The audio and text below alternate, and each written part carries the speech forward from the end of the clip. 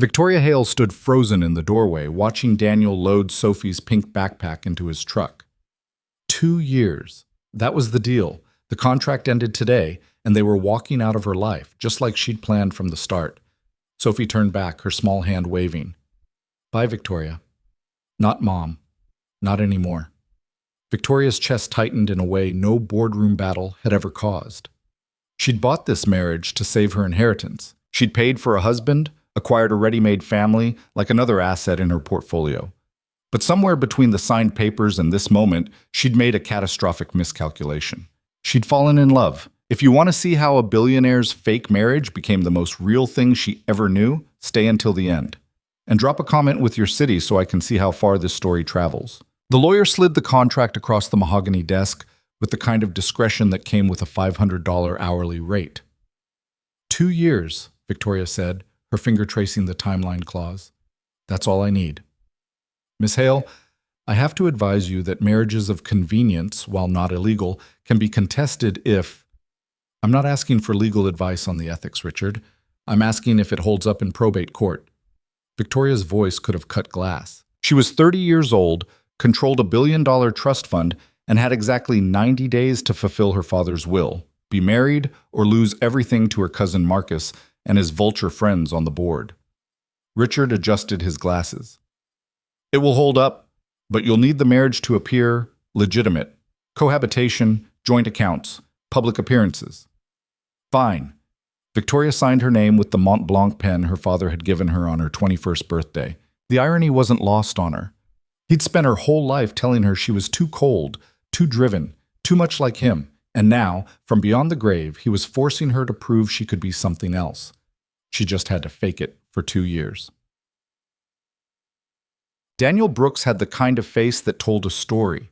Lines around his eyes from squinting at blueprints in the sun, a small scar on his chin from a mishandled power tool in his apprentice days, and an exhaustion that went deeper than lack of sleep. He sat in the waiting room of Seattle General's pediatric wing, his daughter Sophie asleep against his shoulder, her breathing slightly labored even in rest. Mr. Brooks? The surgeon's expression was professionally neutral, which Daniel had learned meant bad news delivered gently. How bad? Dr. Chen sat down across from him, which was worse. Doctors who stood delivered inconveniences. Doctors who sat delivered catastrophes. Sophie's condition has progressed faster than we anticipated. Without the surgery, we're looking at significant cardiac complications within the year. With it, she has an excellent prognosis. Daniel already knew this.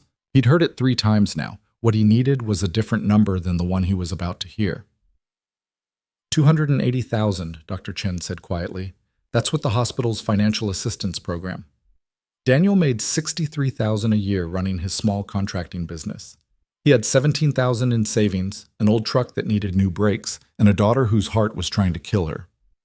I'll figure it out, he said, because that's what Father said. Doctor. Chen's sympathy was genuine but useless. We can schedule the surgery for 4 months out. That gives you some time to explore options. 4 months to find $250,000. Daniel carried Sophie out to his truck and buckled her into the booster seat he'd installed himself, checking it twice like he always did. She stirred, her eyes opening halfway. Dad? Yeah, baby? Are we going home? Yeah, we're going home. She fell back asleep before he started the engine. Daniel sat there in the parking garage, his hands on the steering wheel, and did the math again. And again. It still didn't work. Victoria found Daniel through an agency that didn't advertise and didn't ask questions. She'd given them her requirements: male, over 30, not interested in her money long term, willing to sign an NDA that would bankrupt him if he ever spoke about their arrangement. They'd sent her 3 candidates. She'd eliminated the first one in 30 seconds. Too eager, too smooth. The second one had lasted 5 minutes before she caught him Googling her net worth on his phone under the table. Daniel was different. He showed up in work boots and a button-down shirt that had been ironed but not recently. He sat across from her in the coffee shop she'd chosen specifically because it was too loud for recording devices and too unpretentious for anyone in her social circle. You understand what this is? Victoria asked, skipping past pleasantries. You need a husband for legal reasons. I need money. It's a transaction. His voice was level, no judgment in it. 2 years, you'll live in my home. We'll appear together at required social functions. In exchange, you'll receive $200,000 up front and another $200,000 when the contract ends successfully. Something flickered across his face. Up front? Half before the wedding, half the day after. Non-negotiable.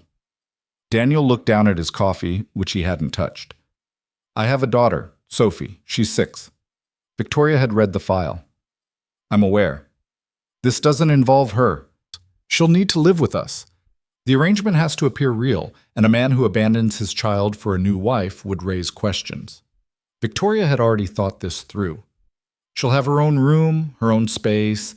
I work 60 hours a week. I'll barely see her. No. Daniel's voice hardened.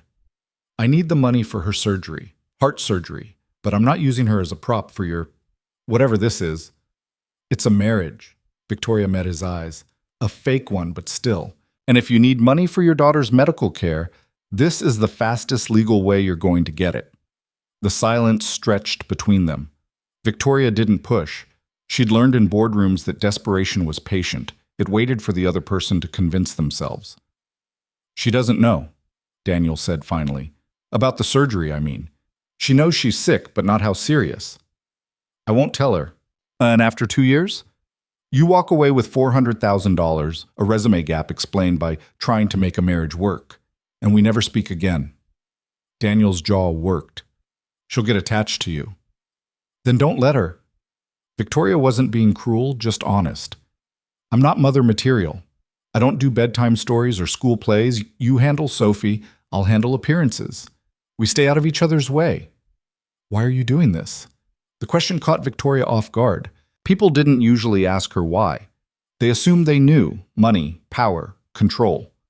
My father died 6 months ago. He left his estate in a trust with conditions.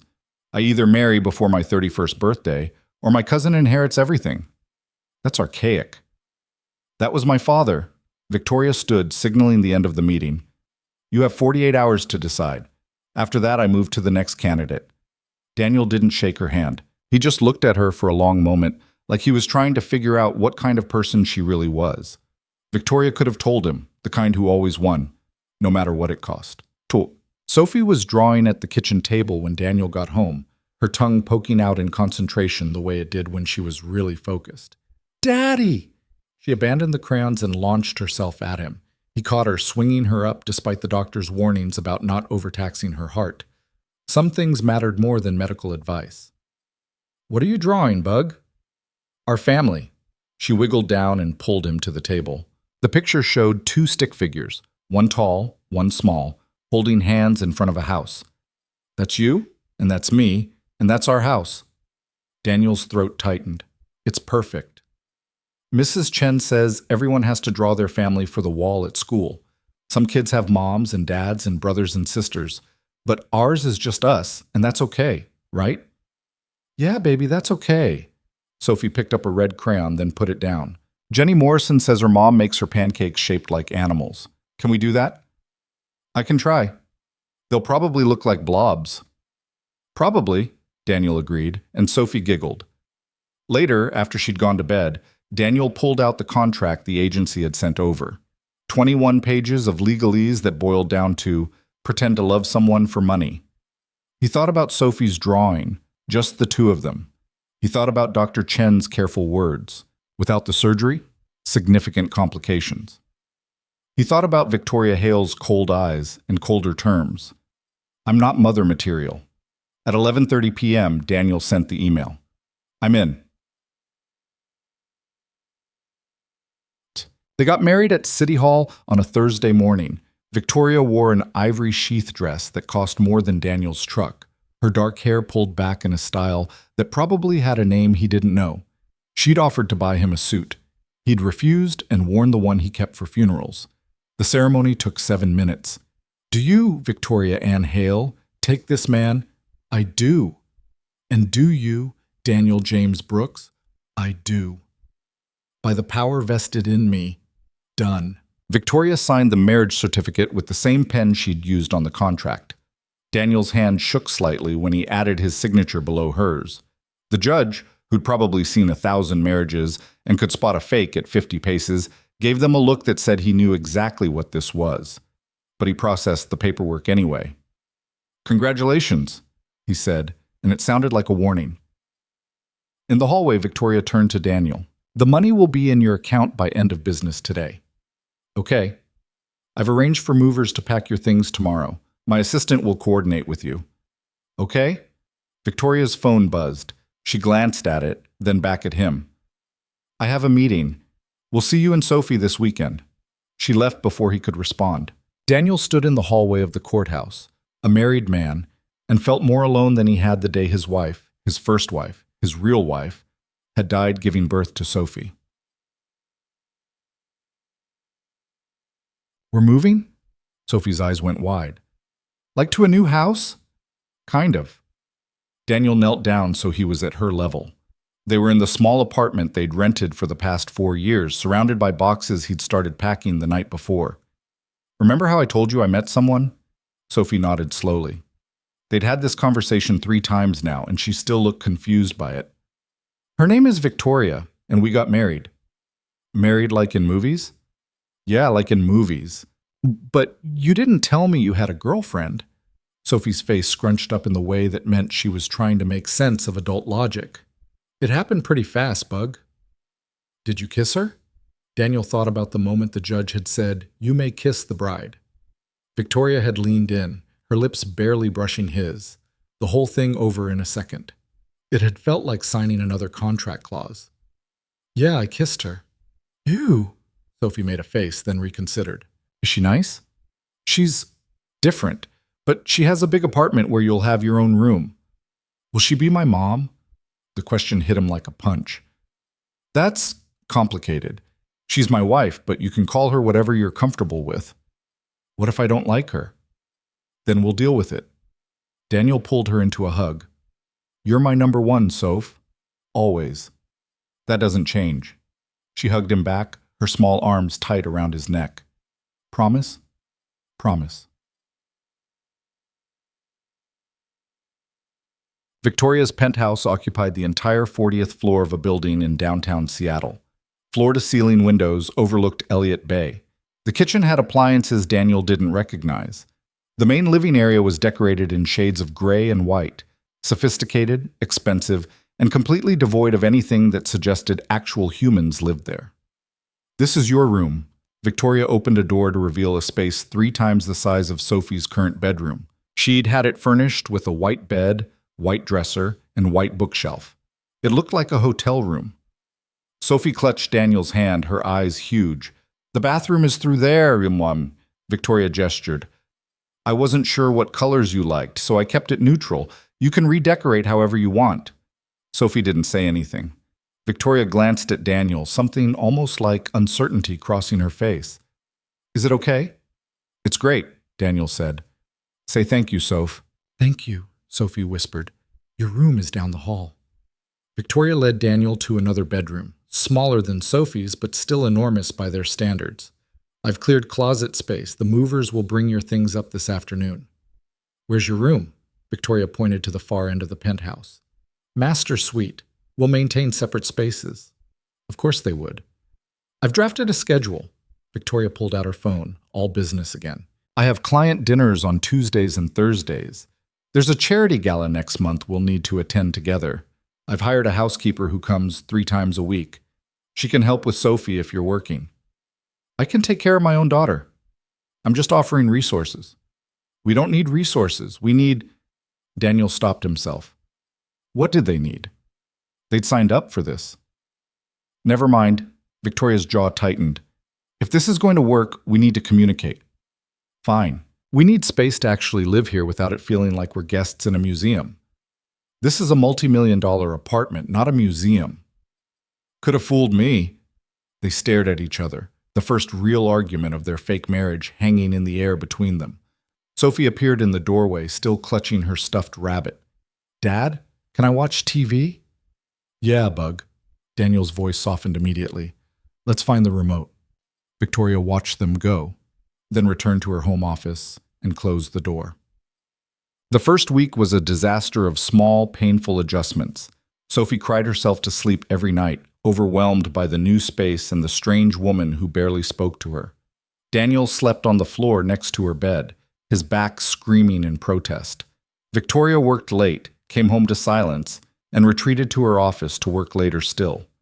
They orbited each other like distant planets, held in place by a contract's gravity, but never actually touching. On Thursday night, Daniel made spaghetti, one of the 3 things he could cook reliably, and set the table for 3.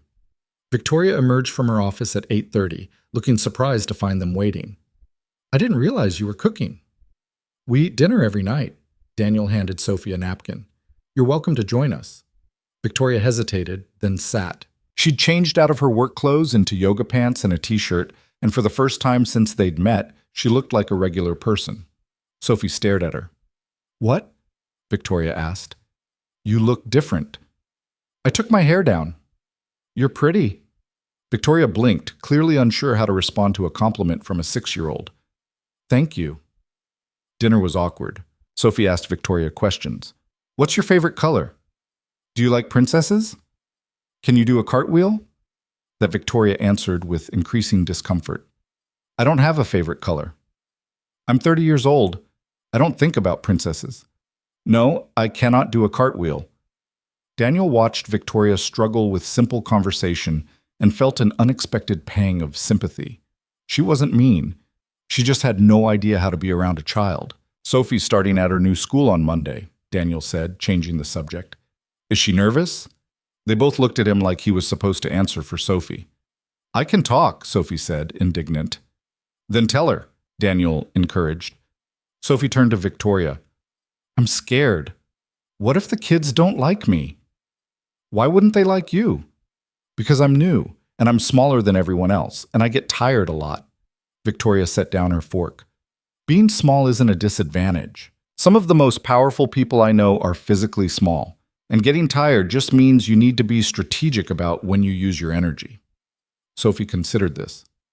"Were you small when you were a kid?" "Very." "Did kids make fun of you?" "Some of them tried." Victoria's expression hardened slightly. "I didn't let them." "How?"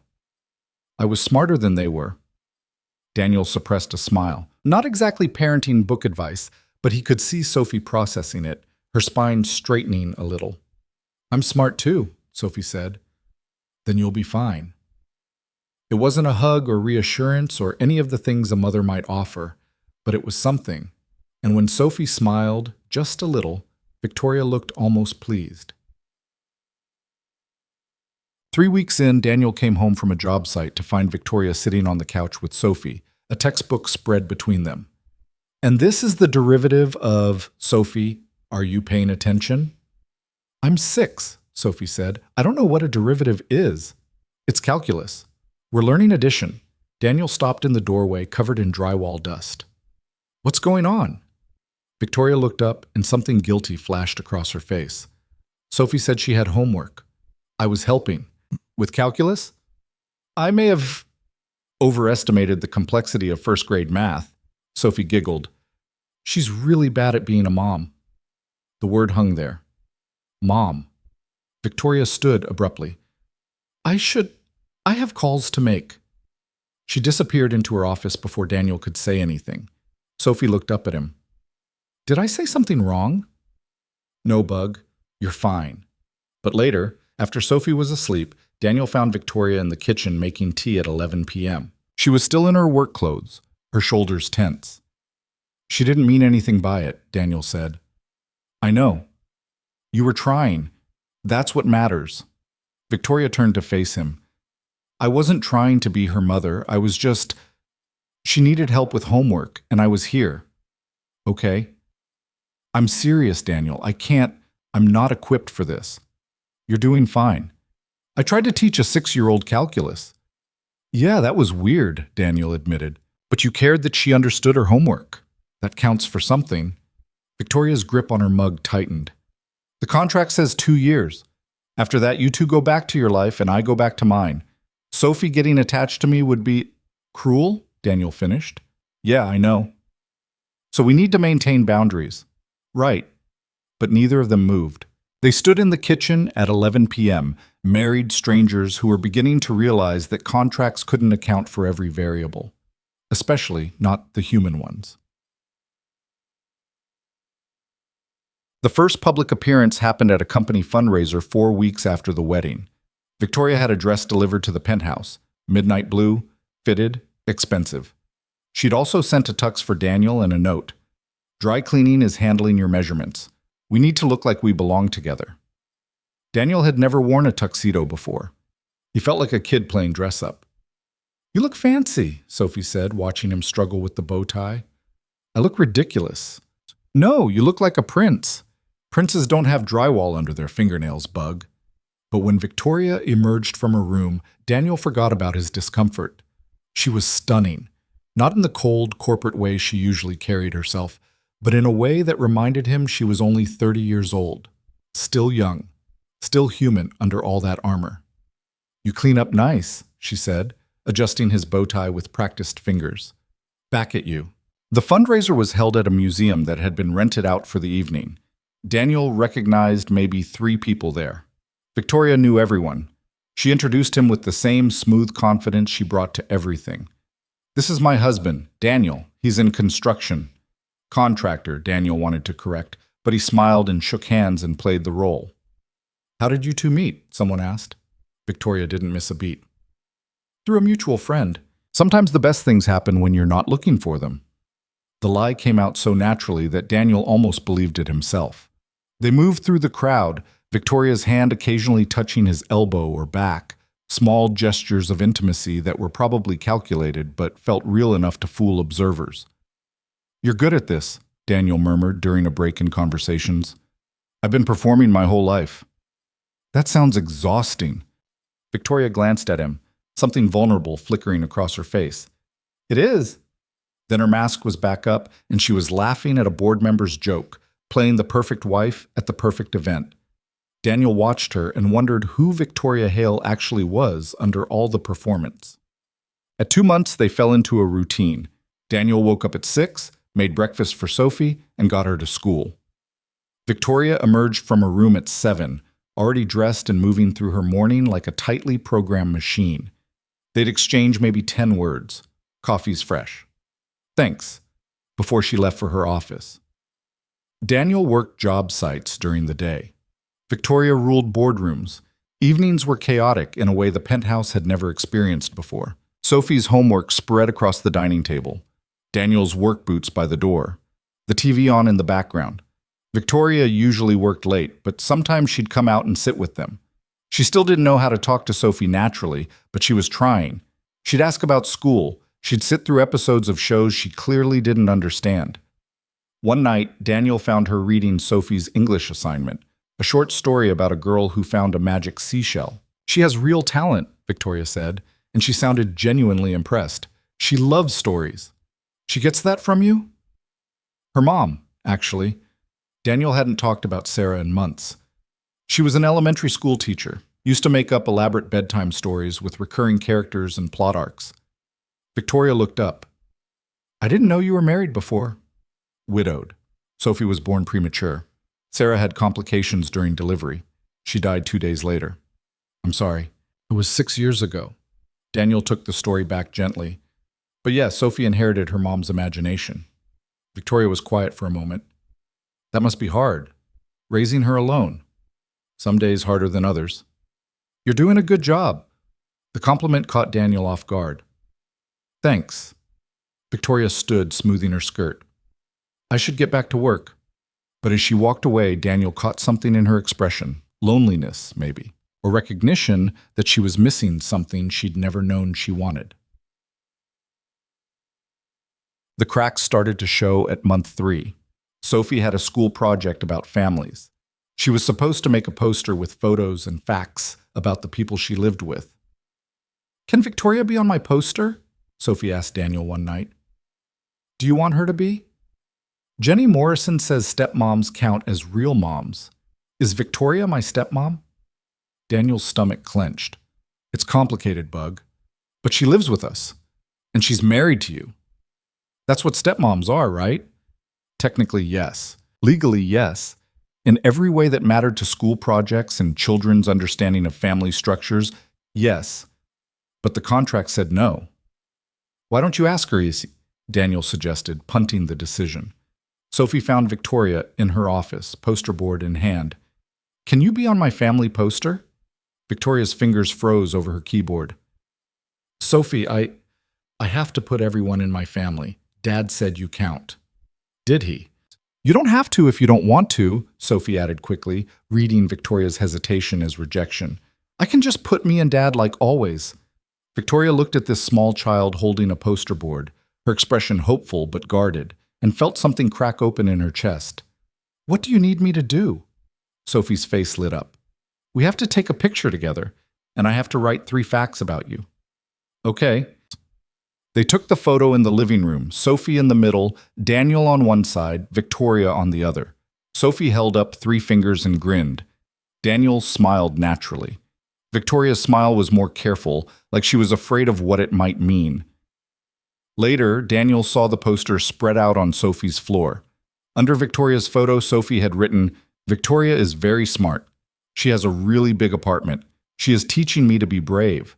The last one hit differently than the others. But Month 4 brought Sophie's birthday. Daniel had planned to do something small, cake, a few presents, maybe dinner at her favorite restaurant. But Victoria had other ideas. I've booked the event space at the Children's Museum, she announced one morning. Daniel looked up from his coffee. What? For Sophie's party. They have a package that includes activities and food. I've also arranged for a magician. Victoria, I can't afford. I'm paying for it. No. Why not? Because that's not the deal. I handle Sophie, you handle appearances. Her birthday is mine to handle. Victoria's jaw set in that stubborn way Daniel was learning to recognize. She's turning 7. She should have a real party. She'll have a real party, just not one that costs what I make in a month. That's ridiculous. I have the money. Why not use it? Because she's my daughter, and I decide how we celebrate her birthday. They glared at each other across the kitchen island. This was about more than party planning. It was about boundaries and control and the weird space they existed in between contract and something else. Fine, Victoria said finally, but I'm at least buying her a proper gift. Something reasonable. I'll decide what's reasonable. Daniel knew he'd lost that battle before it started. Sophie's birthday fell on a Saturday. Daniel made pancakes shaped like animals, or blobs, as Sophie had predicted years ago. Victoria emerged from her room earlier than usual, already dressed, but somehow softer around the edges. Happy birthday, Bug, Daniel said, setting down a plate with what was supposed to be a butterfly, but looked more like a lopsided blob. Sophie giggled. It looks like a sad cloud. Eat your sad cloud pancake. Victoria placed a small wrapped box on the table. Happy birthday, Sophie. Sophie's eyes went wide. She tore into the wrapping to reveal a velvet jewelry box. Inside was a delicate silver bracelet with a small heart charm. It's beautiful, Sophie breathed. My grandmother gave me my first piece of real jewelry when I turned 7, Victoria said quietly. I thought you should have something that lasts. Sophie threw her arms around Victoria's waist. Thank you. Victoria's hands hovered uncertainly before settling on Sophie's back in an awkward but genuine hug. Daniel watched them and felt the ground shift under his carefully maintained boundaries. The party was small, a few kids from Sophie's class, cupcakes from the bakery down the street, games in the building's common room that Victoria had somehow convinced the building manager to let them use. Victoria had insisted on helping set up. She hung streamers with the same focused intensity she brought to corporate presentations. You're taking this very seriously, Daniel observed. If we're doing a party, we're doing it right. I'm shinning. It's 7-year-olds and cupcakes, not a merger negotiation. Same principles apply. Preparation prevents problems. Daniel laughed despite himself. You're ridiculous. I'm thorough. Sophie ran over, dragging another child by the hand. Victoria, Emma wants to know if you're my mom. Victoria froze. I told her you're my stepmom, Sophie continued, oblivious to Victoria's panic. That's right, right? Emma looked between them with the blunt assessment of children. She doesn't look like a mom. What do moms look like? Victoria asked, and Daniel heard the edge in her voice. Emma shrugged. I don't know. Nicer? Emma! Sophie looked horrified. That's rude. It's fine, Victoria said tightly. I need to check on the cake. She disappeared into the kitchen area. Daniel found her there a minute later, gripping the counter like it might float away. Kids are brutally honest, he said gently. I know that. Emma didn't mean, I know what she meant. Victoria turned to face him. I don't look like a mother because I'm not one. We both know that. Sophie thinks you are. Sophie is 7. She doesn't understand what this really is. Maybe we're the ones who don't understand, Daniel said quietly. Victoria's eyes flashed. Don't. Don't what? Don't make this into something it's not. We have a contract. We have 18 months left. Then we're done. Right. Daniel stepped back. Just business. Exactly. But when they returned to the party and Daniel watched Victoria help Sophie blow out her candles, he wondered which one of them was lying. Sods. That night, after the guests had left and Sophie had fallen asleep surrounded by wrapping paper and new toys, Daniel found Victoria on the balcony. She was still in her party clothes, jeans and a sweater, the most casual he'd ever seen her, staring out at the city lights. She had a good time, Daniel said. Good. Emma's comment bothered you. Victoria didn't answer right away. When I was Sophie's age, my father enrolled me in a boarding school in Switzerland. I saw him maybe 3 times a year. My mother had died when I was 4, and he didn't know what to do with a daughter, so he sent me away. Daniel waited. I learned early that family was just a word. What mattered was utility, what you could provide, what function you served. Victoria's voice was matter of fact, but Daniel heard the pain underneath. I'm good at business. I'm good at negotiations. I am not good at being what Sophie needs. She doesn't need you to be perfect. She just needs you to show up. I am showing up. I'm fulfilling my contractual obligations. Is that what today was? An obligation? Victoria turned to face him, and in the dim light, she looked younger, more vulnerable. I don't know what today was, and that terrifies me. Daniel understood. This was supposed to be simple, a transaction. 2 years, in and out, everyone gets what they need. But Sophie's laughter had filled the penthouse today. Victoria had smiled, really smiled, when the birthday girl made her wish. And for a few hours, they'd looked like a real family. 18 months, Victoria said again, like a reminder. Yeah, Daniel agreed. Neither of them moved from the balcony.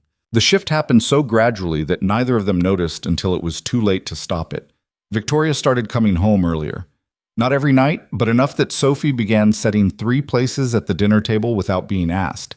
Enough that Daniel stopped being surprised when he heard her key in the lock at 6:30 instead of 9. How was school?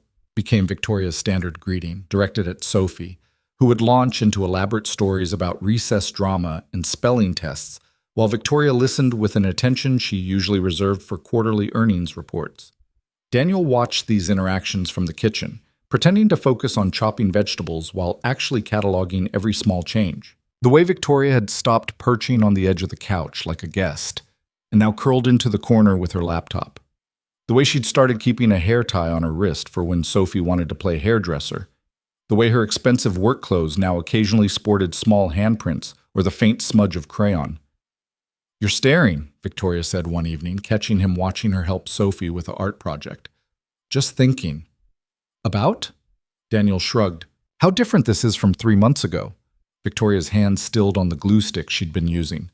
We're adjusting. That's normal. Is it? People adapt to their circumstances. It doesn't mean anything. But the way she said it, like she was trying to convince herself, suggested it meant everything.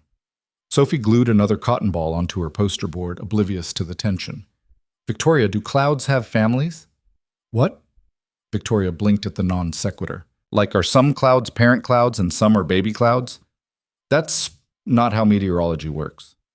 But if they did, would they stay together or blow away? Victoria met Daniel's eyes across the table, and something passed between them. Understanding, maybe. Or recognition that Sophie's questions were never really about clouds. I think they'd try to stay together, Victoria said carefully. But sometimes the wind is stronger than what they want. Sophie considered this seriously. That's sad. Yeah, Victoria agreed quietly. It is. Month 5 brought Sophie's first sleepover invitation, and with it, a minor crisis. I can't go, Sophie announced at breakfast. Daniel looked up from his coffee. Why not? You've been talking about this for weeks. Emma's your best friend. I know, but... Sophie pushed her cereal around her bowl. What if something happens while I'm gone? Like what? I don't know. What if you and Victoria decide you don't want to be married anymore? The spoon slipped from Victoria's hand, clattering against her mug. Why would you think that? Mia's parents got divorced. Her dad moved out while she was at her grandma's house. When she came back, half his stuff was gone. Daniel's chest tightened. Bug, that's not... You promise? Sophie looked between them, her eyes too old for 7. You promise you'll both be here when I get back? Victoria and Daniel exchanged glances. They'd promised Sophie a lot of things, most of them lies by omission. But this lie came out easier than it should have. We promise, Victoria said.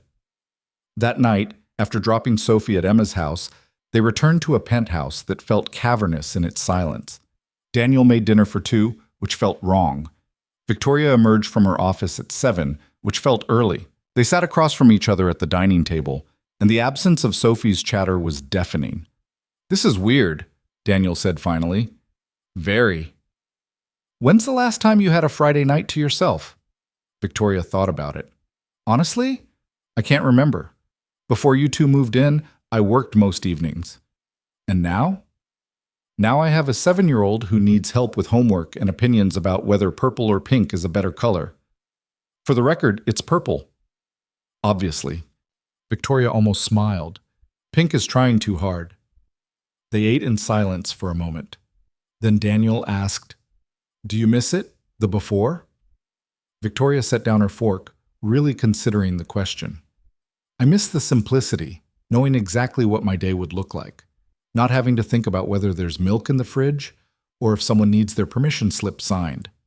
But I don't miss the quiet.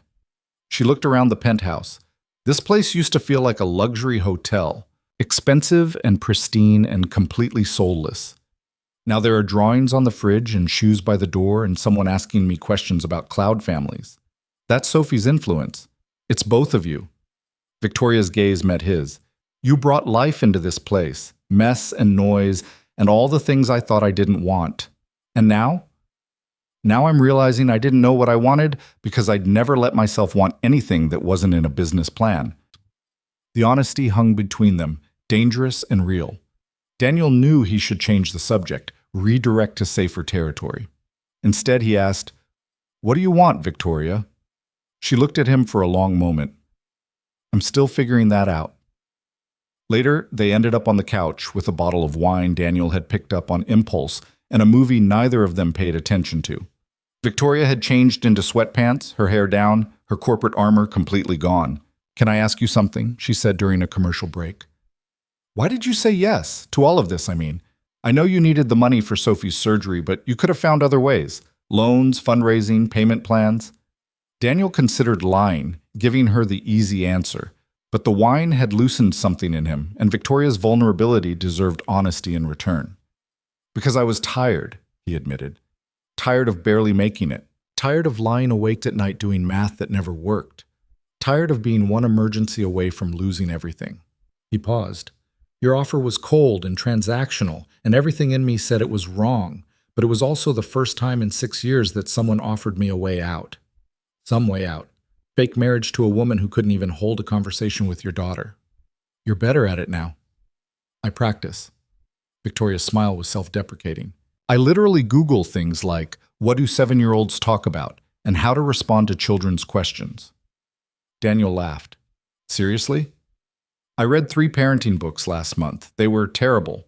Lots of platitudes about unconditional love and being present. No actual practical advice. That's because there is no manual. You just figure it out as you go. I'm not good at figuring things out as I go. I like plans and projections and knowing exactly what outcome to expect. How's that working out for you? Victoria looked at him, something shifting in her expression. Terribly. Nothing about this is going according to plan. Is that a bad thing? I don't know yet. They were sitting closer than necessary on a couch built for 8 people. Victoria's knee was almost touching his. Daniel could smell her shampoo, something citrus and expensive. The movie played on, forgotten. We should maintain boundaries, Victoria said, but she didn't move away. Yeah, Daniel agreed, also not moving. The contract is very clear about expectations. Very clear. 18 more months, then we go back to our separate lives. Right. Neither of them believed it anymore. Victoria's phone buzzed, breaking the moment. She glanced at it, and her expression shifted from vulnerable to guarded in an instant. I need to take this. She disappeared into her office, and Daniel sat alone on the couch, wondering what the hell they were doing. The call was from Marcus, Victoria's cousin, and the man who stood to inherit everything if her marriage failed. I hear you're playing house, Marcus said without preamble. Got yourself a husband and a ready-made family. Very efficient, Vic. What do you want, Marcus? Just checking in on my dear cousin, making sure this sudden marriage is everything you hoped it would be. Victoria's grip on the phone tightened. It's none of your business. Actually, it's very much my business. Grandfather's will is quite specific about the marriage requirement. It needs to be legitimate, real, not some contractual arrangement you brokered like a corporate merger. I don't know what you're implying. I'm implying that if I can prove your marriage is a sham, that inheritance comes to me, and I have people looking into your contractor husband very carefully. Daniel has nothing to hide. Everyone has something to hide, Vic, and desperate people make sloppy choices. 6 years widowed, struggling financially, and suddenly married to a billionaire? The optics aren't great. Victoria forced her voice to stay level. Is there a point to this call? Just a friendly reminder that I'm watching. Enjoy your fake family while it lasts. He hung up before she could respond. Victoria stood in her office, staring at her phone, feeling the walls close in. Marcus wasn't bluffing. If he could prove the marriage was fraudulent, the board would side with him. She'd lose everything her father had built. More than that, she'd lose the life that had somehow, impossibly, started to feel real. When she returned to the living room, Daniel had cleaned up dinner and was scrolling through his phone on the couch. Everything okay? He asked. Fine. Work stuff. He didn't believe her. She could see it in his expression. But he didn't push, and she was grateful. I should get some sleep, Victoria said. Big day tomorrow. Yeah, me too. But neither of them moved. They stood in the living room of the penthouse, married strangers who weren't quite strangers anymore, and felt the weight of everything they weren't saying. Sophie came home the next morning full of stories and sugar and demands for pancakes. The strange intimacy of the previous night evaporated in the chaos of a 7-year-old's energy. But something had shifted. Daniel noticed Victoria watching him more often, her expression unreadable. Victoria caught herself thinking about Daniel's laugh, the way his whole face changed when Sophie made him smile. They were in dangerous territory, and they both knew it. Month 6 brought Sophie's school play, a production of The 3 Little Pigs, where Sophie played pig number 2 with enthusiastic commitment. You have to come, Sophie insisted to Victoria. Emma's mom and dad are both coming, and Mia's mom, and Jake's parents. Victoria had a board meeting scheduled for the same time. Sophie, I don't think... Please? Sophie's eyes were huge. I'm going to mess up my lines if you're not there. You're not going to mess up. But what if I do? I need you there, both of you. Daniel watched Victoria struggle with the request, saw the exact moment she decided to blow off a meeting that probably mattered to the continued success of her company. What time does it start? Victoria asked. Sophie threw her arms around her waist. 2:00, and you have to sit in the front row. The play was exactly what you'd expect from a first-grade production. Chaotic, loud, and completely charming. Sophie delivered her lines with dramatic flair, only forgetting them once and improvising with something about building a house from really strong sticks, and also maybe some glue. Victoria sat between Daniel and a mother who wouldn't stop commenting on everything and found herself genuinely enjoying the disaster unfolding on stage. That's my daughter, she said when Sophie took her bow, and realized she meant it. Not legally, not technically, but in some way that mattered more than paperwork. The mother next to her smiled. She's wonderful. You must be so proud. I am, Victoria said, and felt Daniel's surprised glance. After the play, Sophie dragged them both to the reception, introducing Victoria to her teacher with obvious pride. "This is Victoria. She's teaching me to be smart and brave. Ms. Peterson shook Victoria's hand warmly. "Sophie talks about you all the time. She says you work with numbers and help people make important decisions." "Something like that. She also says you're learning to be a mom." Victoria froze. It's okay." Miss Peterson's smile was knowing. "The best parents are the ones who admit they're still figuring it out. Sophie's lucky to have you." In the car on the way home, Sophie fell asleep in her booster seat, exhausted from performing. Daniel drove while Victoria sat in the passenger seat, uncharacteristically quiet. "You okay?" Daniel asked. "Her teacher thinks I'm her mother. You didn't correct her." "I didn't know how." They drove in silence for a moment. Then Victoria said, "When did this happen? When did I start being someone who goes to school plays and sits in the front row?" "Month 6, apparently." "That's not an answer." Daniel glanced at her.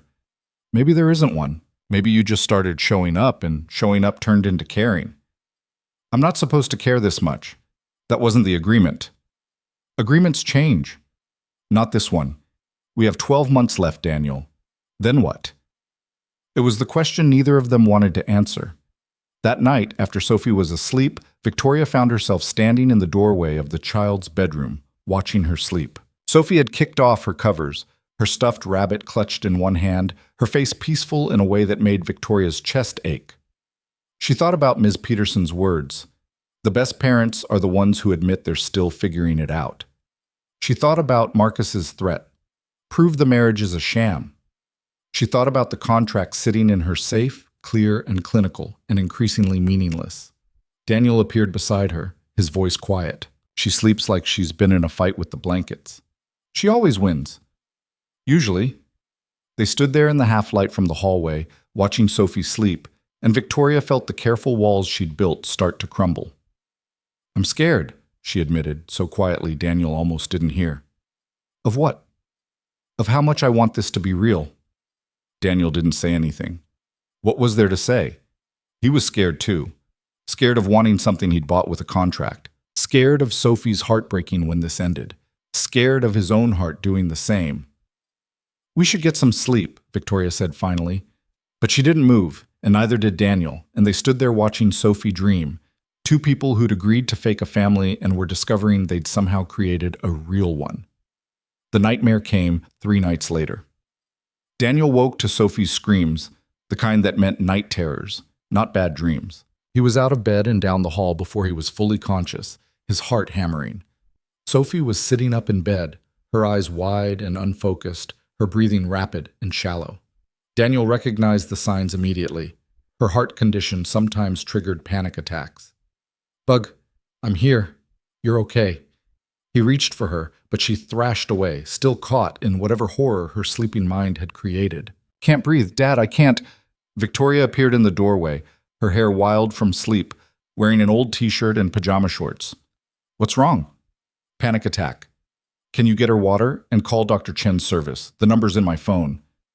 Victoria disappeared.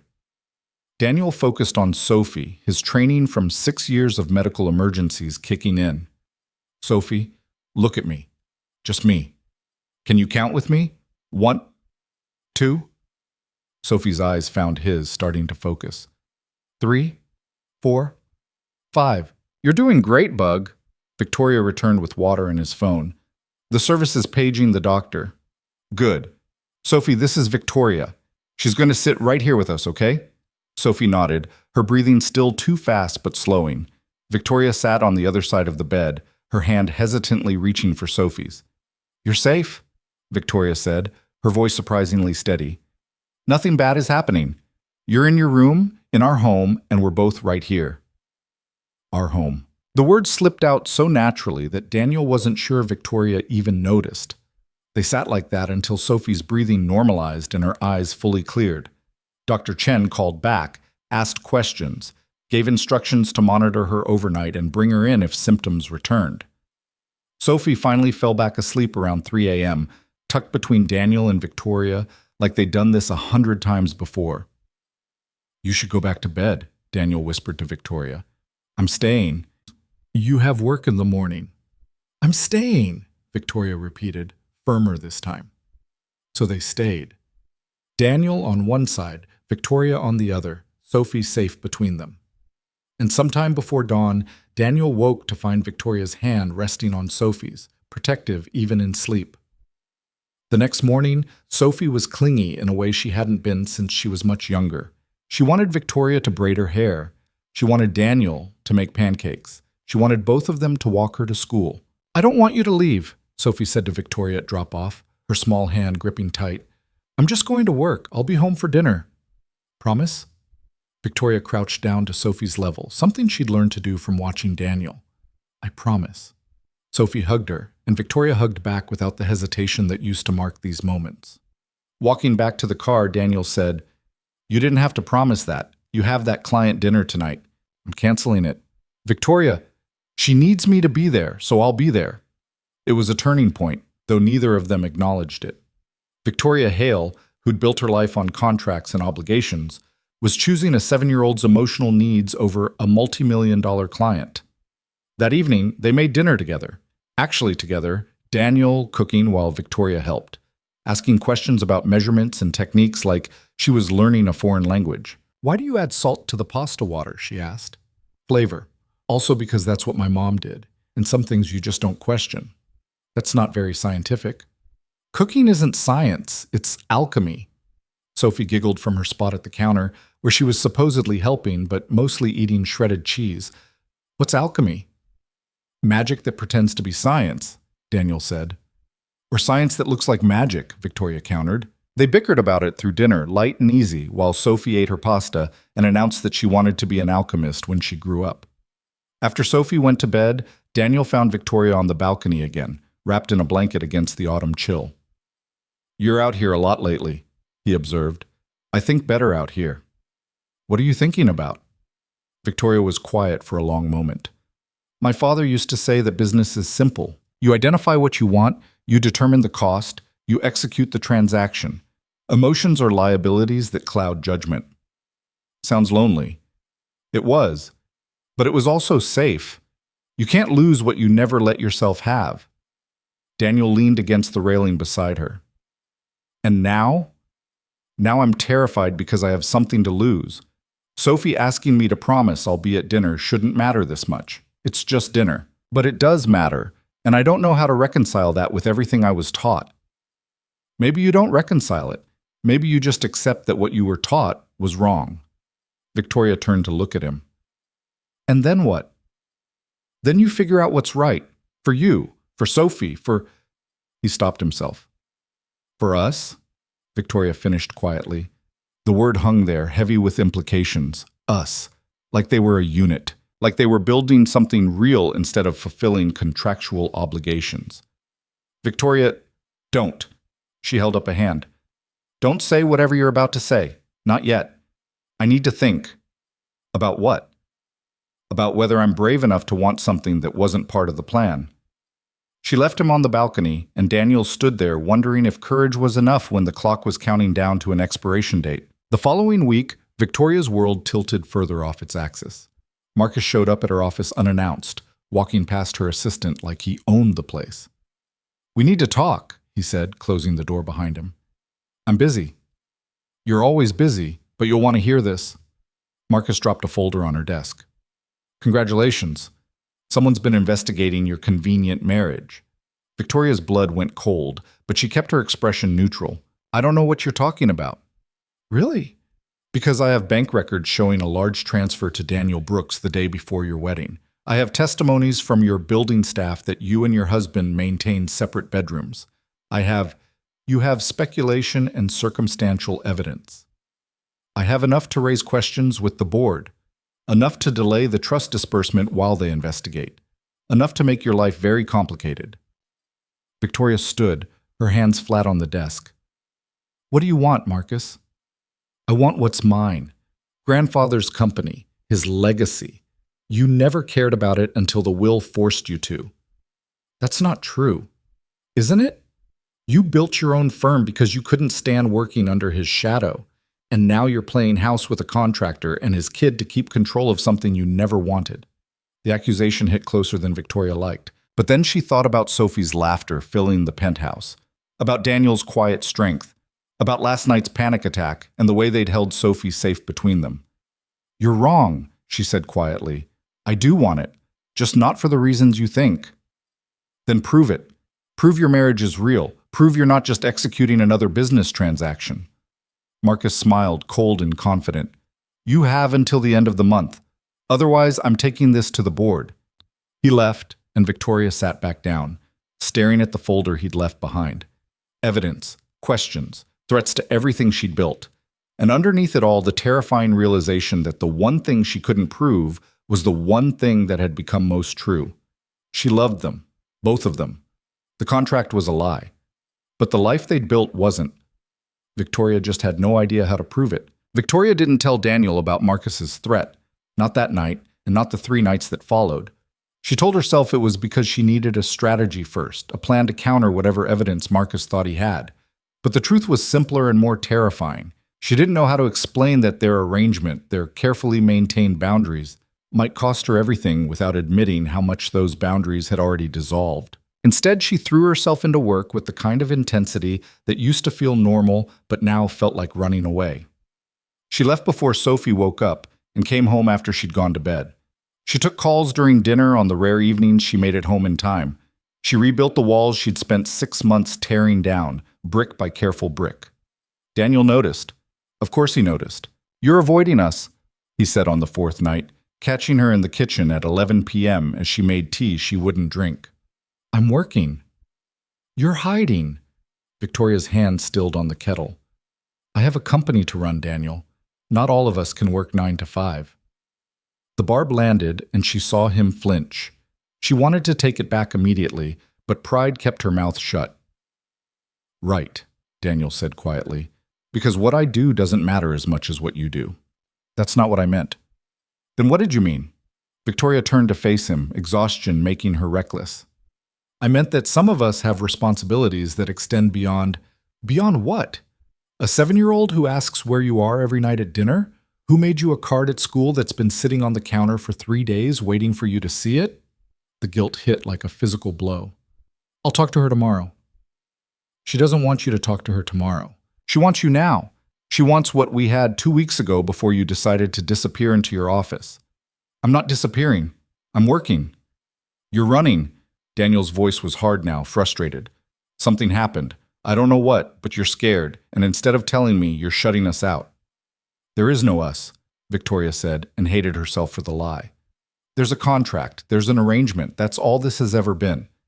Daniel stared at her like she'd slapped him. "You don't believe that." "It doesn't matter what I believe. It matters what's real. This is real. What we've built here. What's Sophie? Sophie is your daughter, not mine.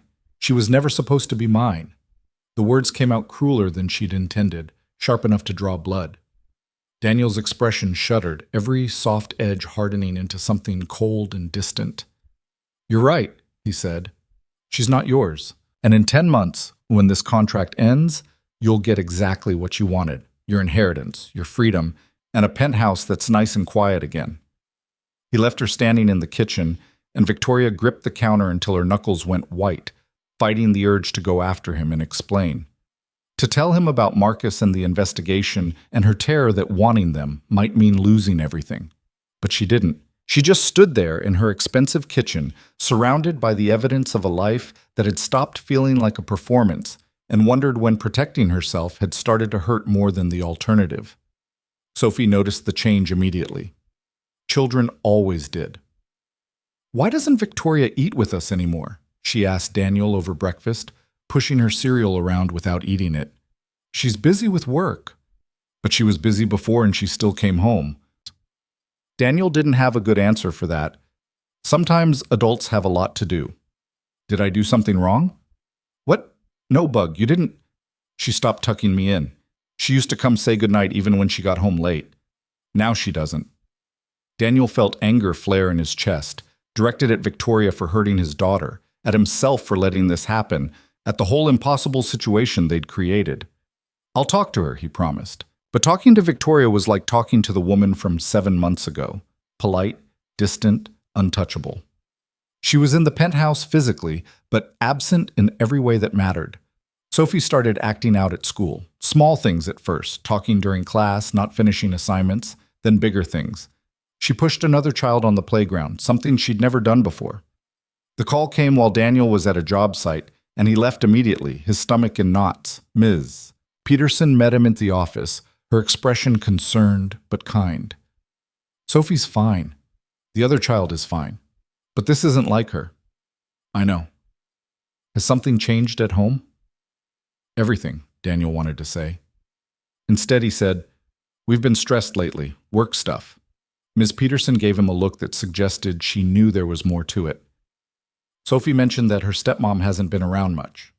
The word stepmom hit differently now. Sophie had started using it naturally, unconsciously.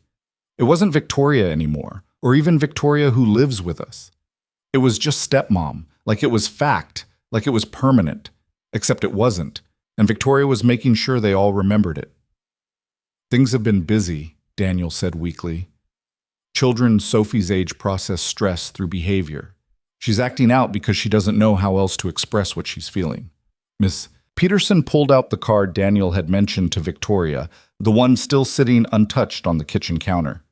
She made this during art time. I think you should read it. Daniel opened the card.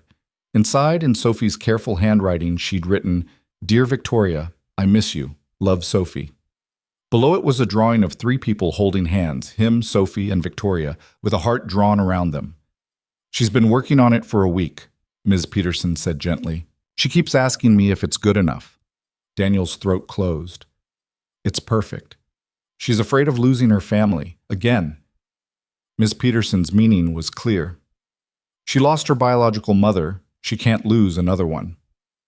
But she's going to, Daniel thought, because Victoria isn't really hers, because none of this is really real. Except it was.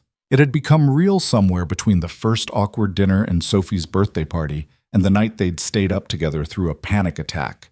It had become real, and now Victoria was trying to pretend it hadn't. That night, Daniel waited for Victoria to come home. She finally walked in at 9:30, looking exhausted and guarded. "We need to talk," he said. "Not now, Daniel." "Yes, now." He held up the card. "Sophie got in trouble at school today. She pushed another kid." Victoria's mask cracked slightly. "Is she okay?" "Physically, yeah. Emotionally, no. She's acting out because you're disappearing on her." "I'm not." "You are. You haven't tucked her in a week. You haven't asked about her day. You're treating her like she's invisible, and she notices." Victoria's hands clenched at her sides. "I told you from the beginning I'm not mother material." "That's bullshit, and you know it. You were doing fine until something changed. So tell me what happened." "Nothing happened." "Victoria, I said nothing happened." Her voice rose, brittle with stress. "I'm just remembering what this actually is, a transaction. 2 years, we agreed. 10 months left, and then we're done." "You don't believe that." "It doesn't matter what I believe. It matters what's in the contract." "Screw the contract." Daniel's frustration finally boiled over. "That little girl in there loves you. She made you a card that you haven't even looked at. She asks where you are every single night. She tells people at school that you're her stepmom, and you're breaking her heart because you're too scared to admit this became real." "It can't be real," Victoria said, and her voice cracked. "It was never supposed to be real." "But it is. You know it is." Victoria's eyes were bright with unshed tears. "If I admit that, if I let myself want this, I'll lose everything." "What are you talking about?" And finally, the truth came spilling out. Marcus and the investigation, the bank records and the testimonies, the deadline at the end of the month to prove their marriage was legitimate or lose everything her father had built. "So you see," Victoria finished, her voice hollow, "caring about you, about Sophie, it doesn't matter. Marcus will prove this was a transaction, and I'll lose the inheritance anyway. The only difference is whether Sophie's heart breaks now or in 10 months. Daniel stared at her, processing. "You've been carrying this alone for a week? I didn't know how to tell you. So instead you decided to push us away, to hurt Sophie preemptively?" "I was trying to protect her. By making her think she did something wrong? By confirming every fear she has about people leaving her?" Daniel's voice was hard. "That's not protection, Victoria. That's cowardice. The word hit like a slap. Victoria flinched but didn't argue. I need to check on Sophie, Daniel said, and walked away, leaving Victoria alone with the wreckage of her strategy. Sophie was still awake when Daniel entered her room, her eyes red from crying. I heard you yelling, she said quietly. I'm sorry, Bug. We should have been quieter. Is Victoria leaving? The question was so direct, so afraid that Daniel's heart broke. No, baby, she's not leaving. But you're mad at her. I'm frustrated. That's different than mad. Sophie was quiet for a moment. Then, in a very small voice, did I make her stop loving me? What? No, Sophie, no. Daniel pulled her into his arms. You didn't do anything wrong. She's dealing with some grown-up stuff and she's not handling it very well. Does she still want to be my stepmom?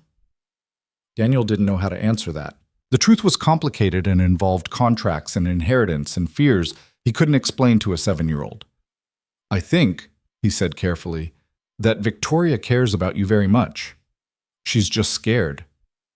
Of what? Of losing you. Of loving you and then having it end. Sophie pulled back to look at him. But that's silly. We're not going to end. The innocence of it killed him. Sometimes things are more complicated than they should be. Then make them uncomplicated. If only it were that simple. After Sophie finally fell asleep, Daniel found Victoria sitting on the balcony in the dark, wrapped in a blanket, her face wet with tears she hadn't bothered to hide. She thinks she made you stop loving her, Daniel said without preamble. Victoria's shoulders shook. I never said, you didn't have to say it. You showed it by disappearing. I don't know how to do this, Daniel. I don't know how to be what she needs. You just show up. That's it. That's all any parent does. I'm not her parent. I'm a stranger who signed a contract. Is that really what you believe? Daniel sat down beside her. Because Sophie doesn't believe that. I don't believe that. And I don't think you believe it either. Victoria turned to look at him, her face illuminated by the city lights. What if Marcus is right? What if this is just a transaction I convinced myself was more? Then we're both delusional, because I've been convinced for 3 months that this stopped being fake. The admission hung between them, dangerous and honest. I don't know how to prove it's real, Victoria whispered. How do you prove love on a timeline? How do you show a board of directors that somewhere between the contract and now I fell in... She stopped, unable to finish. In love? Daniel finished for her. Victoria looked away.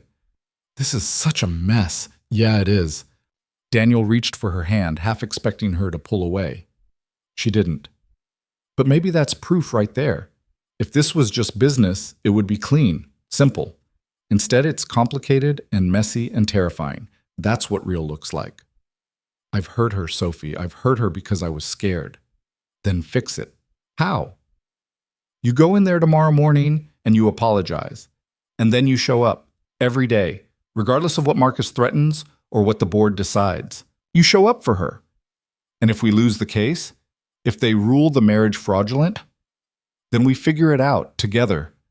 The word together seemed to unlock something in Victoria. She leaned into Daniel's shoulder, and he put his arm around her, and they sat there on the balcony as the city hummed below them. I'm terrified, Victoria admitted. Me too. Of what? Of how much I want this to work. Of how much I... Daniel stopped, reconsidering, then decided honesty was all they had left. Of how much I love you, both of you, my daughter and my fake wife, who isn't fake anymore. Victoria's breath caught. Daniel, you don't have to say it back. I just needed you to know. This isn't a contract for me anymore. I don't know when it changed, but it did. They sat in silence, holding each other, while the deadline ticked closer and the investigation loomed and everything hung in the balance. The next morning, Victoria knocked softly on Sophie's door before school. Can I come in? Sophie was sitting on her bed, already dressed, her backpack ready. She looked at Victoria warily. I owe you an apology, Victoria said, sitting down on the edge of the bed. I've been absent lately, and that's not fair to you. You didn't do anything wrong. I was just scared. Of what? Of caring about you too much. Of loving you and then losing you. Sophie's eyes widened. You love me? The question was so hopeful, so vulnerable, that Victoria's carefully constructed walls crumbled completely. Yeah, Bug, I love you. Sophie launched herself at Victoria, hugging her tight. I love you too. I made you a card, but you didn't read it. I know. I'm sorry. Can I read it now? Sophie pulled away and retrieved the card from her desk, handing it over carefully. Victoria opened it, reading the simple message and studying the drawing of their little family. It's beautiful, she said, her voice thick. Can I keep it? Really? Really. I'm going to put it in my office where I can see it every day. Sophie beamed. Will you come to my school thing next week? We're doing presentations about our families. Victoria thought about Marcus's deadline, about the investigation, about everything that could go wrong. Then she looked at Sophie's hopeful face and made the only choice that mattered. I'll be there. Front row. Promise? Promise. That afternoon, Victoria called a meeting with her lawyer. I need to know our options, she said, laying out Marcus's threats and the evidence he claimed to have. Richard reviewed the materials with the careful attention he brought to everything.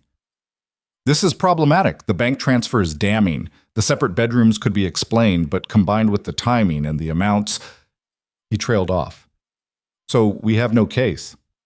I didn't say that. I said it's problematic. If Marcus pushes this to the board, they'll likely order an investigation.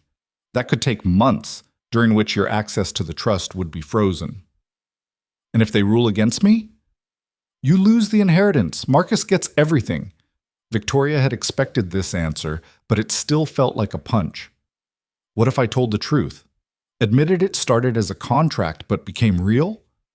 Richard looked at her over his glasses. That's a significant risk. You'd be admitting to fraud, essentially. But it's not fraud anymore. It's real. Can you prove that? The question echoed in Victoria's mind for the rest of the day. How did you prove love? How did you demonstrate that a transaction had transformed into something genuine? That evening, she found Daniel in Sophie's room helping with homework. Can we talk? She asked. After Sophie goes to bed? Daniel nodded, and Victoria saw the tension in his shoulders ease slightly. Later, they sat in the living room with tea neither of them drank, and Victoria laid out the legal situation in full. So Marcus can take everything, Daniel said when she finished, unless we can prove the marriage is legitimate. How? That's the question I can't answer. Richard says we need evidence of genuine emotional commitment, joint decisions, shared life. But how do you prove that? Daniel was quiet for a moment. Then he said, What about Sophie's school presentation? The one about families? What about it? She's going to stand up in front of her class and talk about us, about our family. She's going to show pictures and tell stories about things we've done together. Daniel leaned forward. That's real, Victoria. Maybe not in a way a board of directors will understand, but it's real to her. Marcus will say we coached her, that we're using her as a prop. Then we don't tell Marcus. We don't make this a legal strategy. We just live our lives. We show up for Sophie's presentation. We have family dinners. We act like the family we've become. And if that's not enough for the board, then at least we'll know we didn't betray what matters most. Victoria looked at him. This man she'd hired like a contractor, paid like an employee, and somehow fallen in love with like a partner. What if we lose? Then we lose. But we'll lose together, and that has to count for something. The week before Sophie's presentation, Marcus escalated. He showed up at the penthouse unannounced, walking past the doorman with the confidence of someone who believed he already owned the building. Daniel answered the door, his expression hardening when he saw who it was. Victoria's not home. Actually, I'm here to talk to you. Marcus invited himself in, looking around the penthouse like he was cataloging assets. Nice place. Must be a significant upgrade from wherever you were living before. What do you want? To make you an offer. A generous one. Marcus sat down uninvited. Walk away from this marriage. Admit it was contracted. I'll give you $750,000. That's nearly double what Victoria promised. Daniel's hands clenched. Get out. Think about it. You could pay for your daughter's surgery twice over, set up a college fund, buy a real house instead of playing pretend in someone else's. I said get out. Victoria's using you. You know that, right? She needed a husband to satisfy a will, so she bought one. When this is over, you'll be just another transaction she completed. You don't know what you're talking about. Marcus smiled, cold and knowing. I know exactly what I'm talking about. I have the contract, remember? 2 years, $400,000. It's very specific about the terms, and nowhere in those terms does it mention falling in love. Things change. Do they? Or did Victoria just get better at the performance? Marcus stood, straightening his jacket. The offer stands for 48 hours. After that, I go to the board with everything I have, and you'll walk away with nothing. He left, and Daniel stood in the middle of the penthouse, shaking with anger and fear and doubt he hated himself for feeling. When Victoria came home an hour later, he told her everything. He's lying, Victoria said immediately. He's trying to manipulate you. Is he? Because everything he said is technically true. You did hire me. You did need a husband for the will. The contract does specify terms and payment. That's not what this is anymore. Isn't it? Daniel hated the words even as he said them. How do I know the difference between what's real and what's performance? How do you know? Victoria looked stricken. Because I feel it.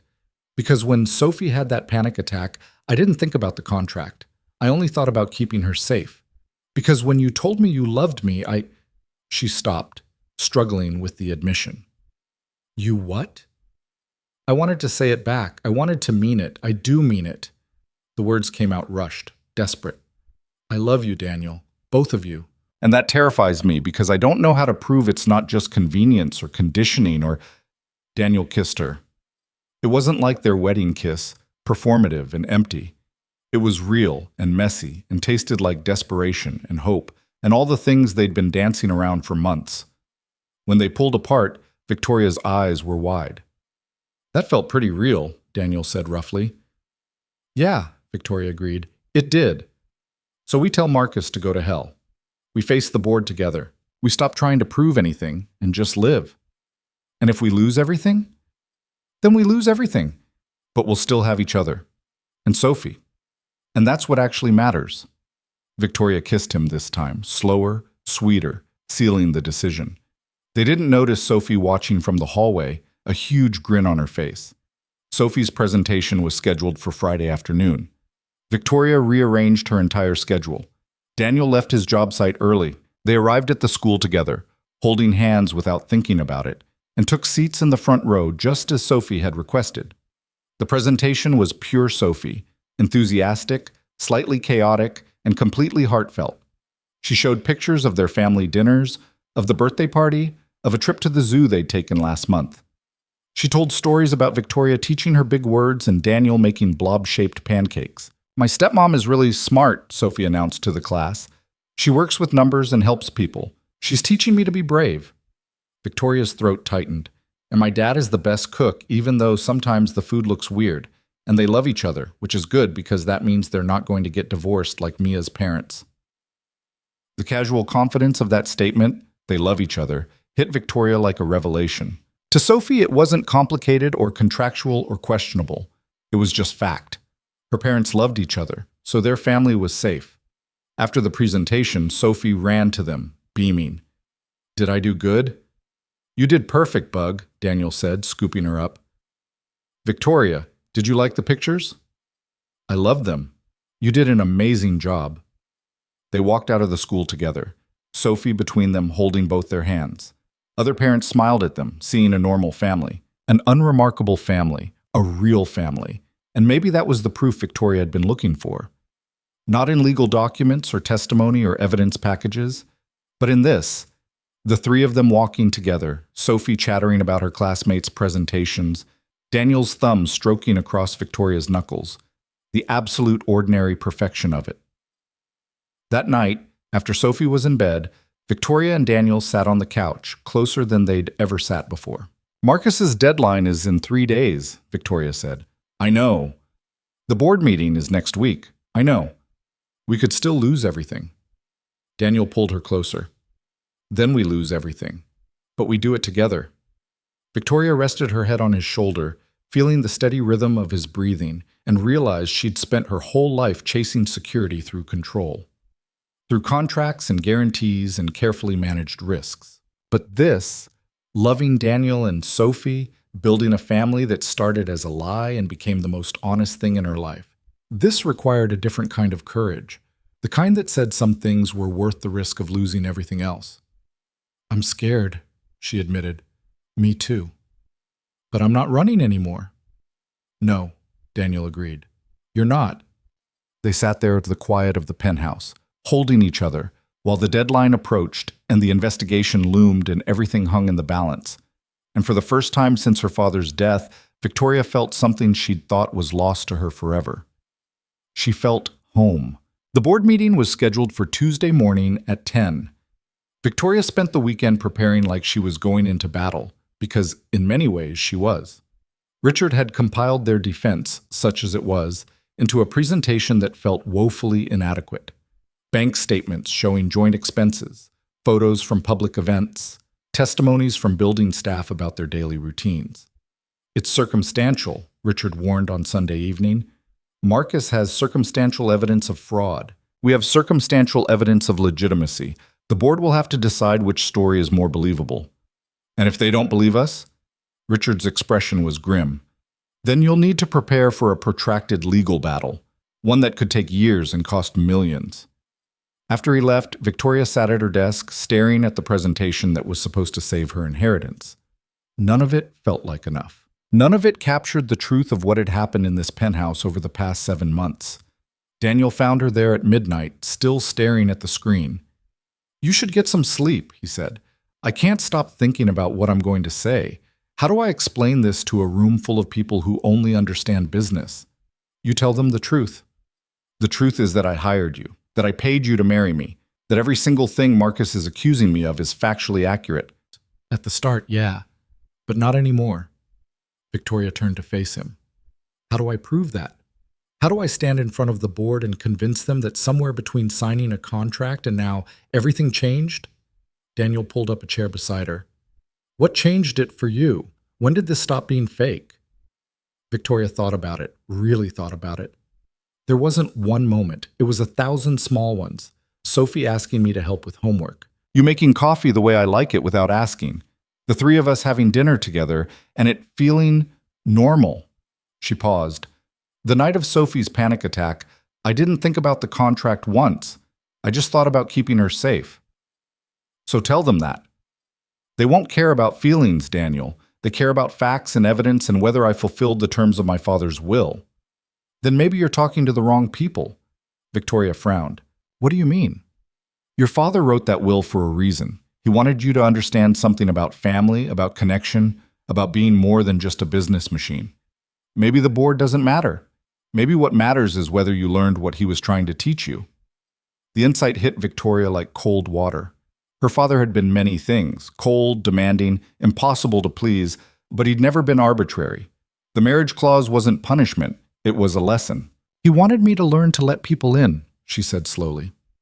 Did you? Victoria looked at Daniel, at this man who'd come into her life as a transaction and become everything she hadn't known she needed. Yeah, I did. Then you've already won. Whatever the board decides doesn't change that. Monday morning brought an unexpected visitor. Victoria's assistant buzzed through while Victoria was getting ready for a final prep session with Richard. There's a doctor. Chen here to see you? She says it's about Sophie. Victoria's heart stopped. Send her in. Dr. Chen entered the office, and Victoria's first irrational thought was that something had happened to Sophie. But the doctor's expression was calm, professional. I'm sorry to drop by unannounced, Dr. Chen said. Daniel mentioned you had an important meeting tomorrow, and I thought you should see these before you go in. She handed Victoria a folder. Inside were medical records, surgery schedules, and progress notes spanning the past 7 months. I don't understand, Victoria said.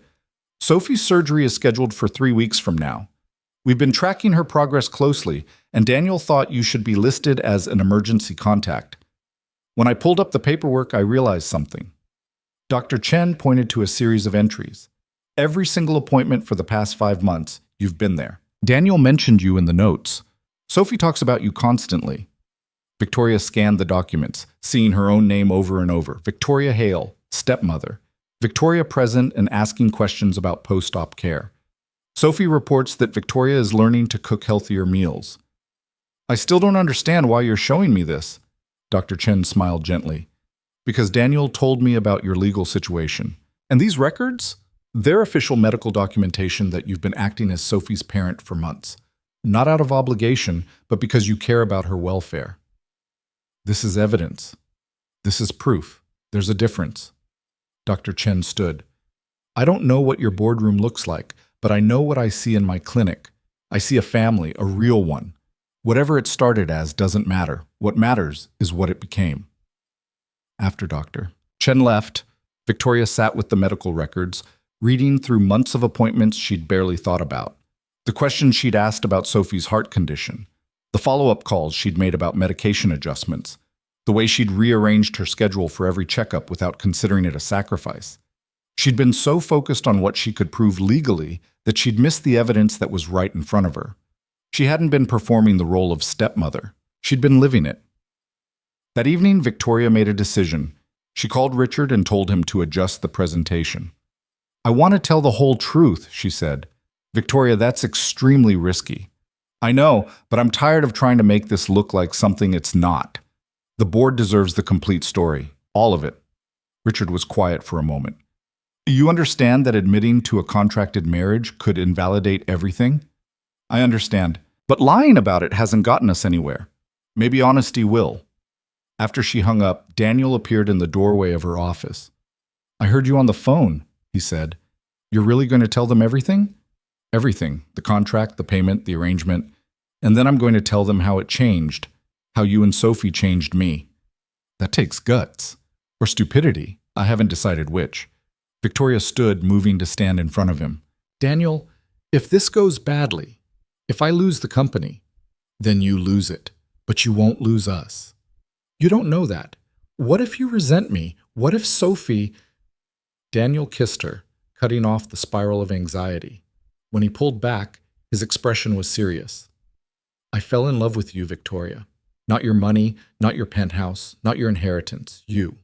The woman who Googles how to talk to 7-year-olds. Who learned to make pancakes because Sophie asked. Who sits through terrible school plays with a smile on her face. That's who I love. Victoria felt tears prick her eyes. I don't know how this got so real. Life has a way of doing that when you stop trying to control it. Tuesday morning arrived too quickly and too slowly all at once. Victoria dressed in her armor, a perfectly tailored suit, her hair pulled back, her makeup flawless. She looked every inch the corporate executive she'd been trained to be. But underneath the polish, her hands were shaking. Daniel drove her to the office building, Sophie in the back seat asking questions about where they were going. Victoria has a very important meeting, Daniel explained. About work? About family, Victoria corrected, meeting Sophie's eyes in the rearview mirror. They dropped Sophie at school, and Victoria held her a little longer than usual when saying goodbye. You're going to do great, Sophie said with the absolute confidence of childhood. How do you know? Because you're the bravest person I know.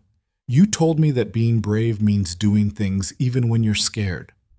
Victoria had said that months ago, when Sophie was nervous about starting school. She'd forgotten it until now. You're right, Bug. Thank you for reminding me. The boardroom was exactly as intimidating as Victoria remembered. 12 members seated around a massive table. Marcus at the far end looking smug and confident, Richard beside her looking concerned. Victoria's father's portrait hung on the wall, his expression stern and unreadable.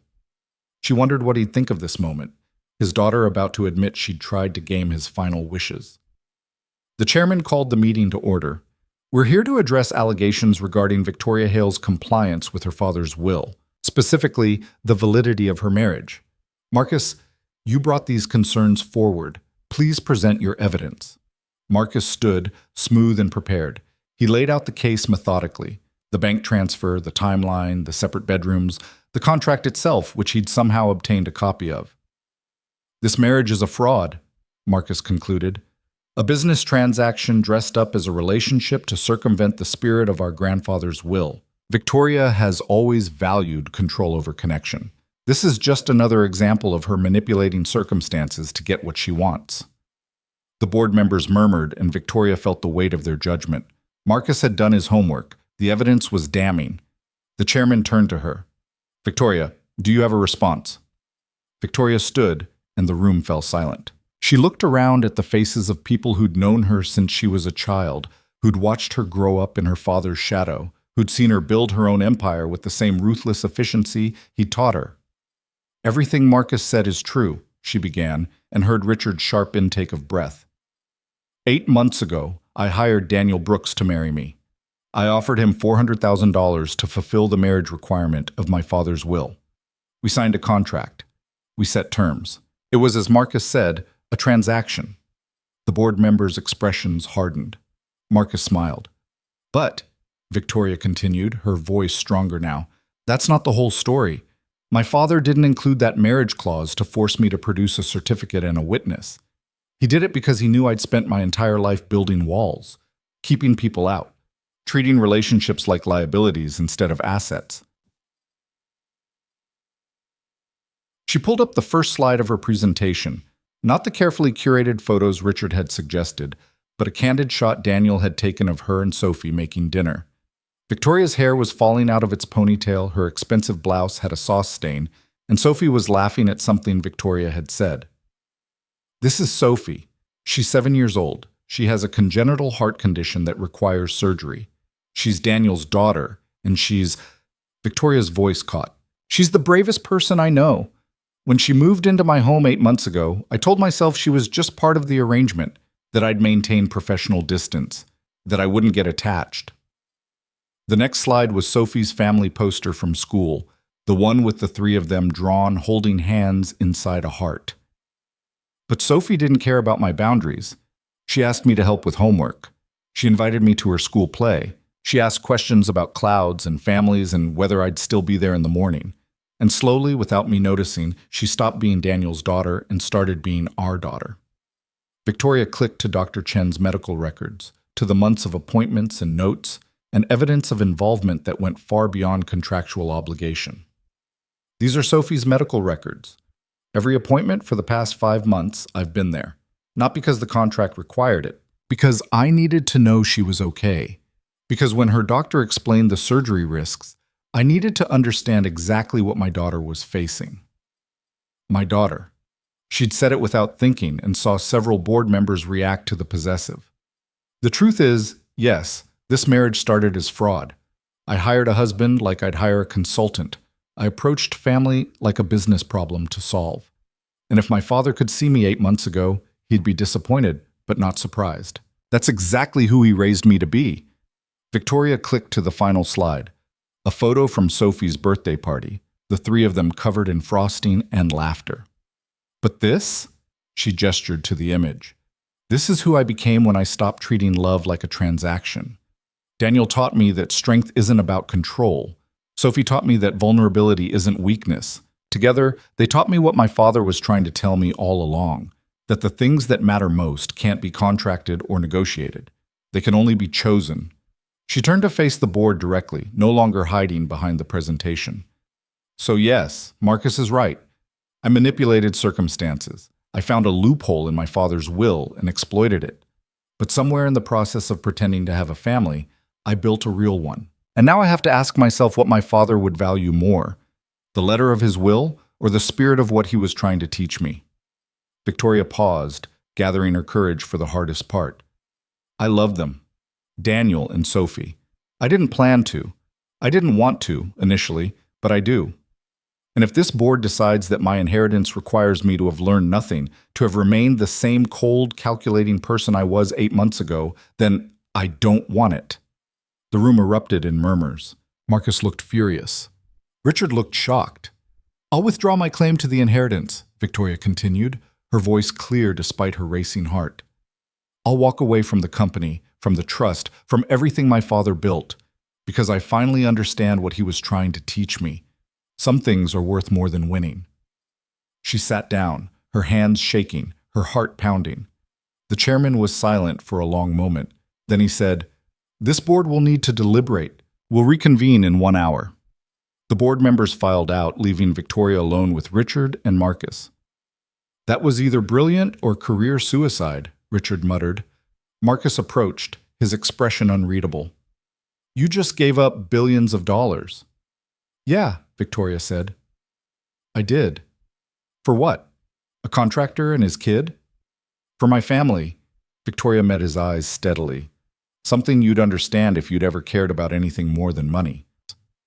Marcus stared at her for a long moment, then shook his head and left. Richard gathered his materials.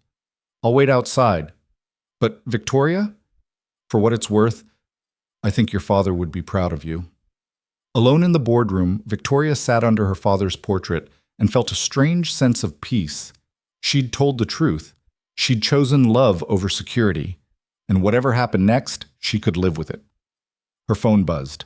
A text from Daniel. How did it go? She typed back, I think I just threw away my inheritance.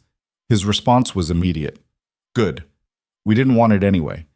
The second text came from Sophie, clearly dictated to Daniel. I love you, Mom. Mom. Not Victoria. Not stepmom.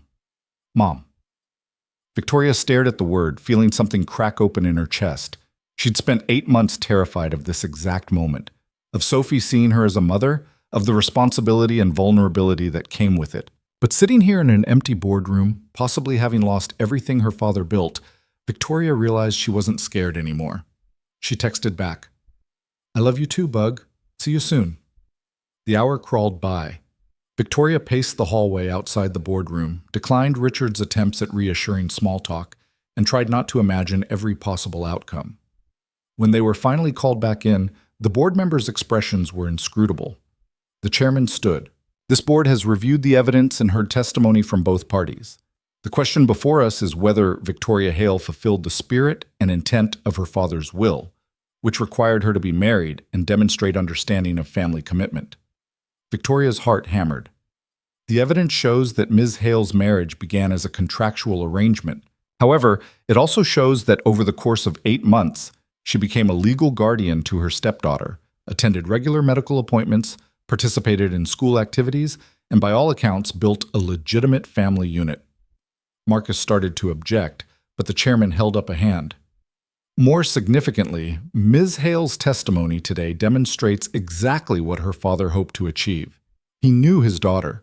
He knew she would approach this requirement as a business problem. The marriage clause wasn't designed to force her to find love. It was designed to force her to understand that some things can't be controlled or negotiated, that the most valuable things in life require vulnerability and risk. The chairman looked directly at Victoria.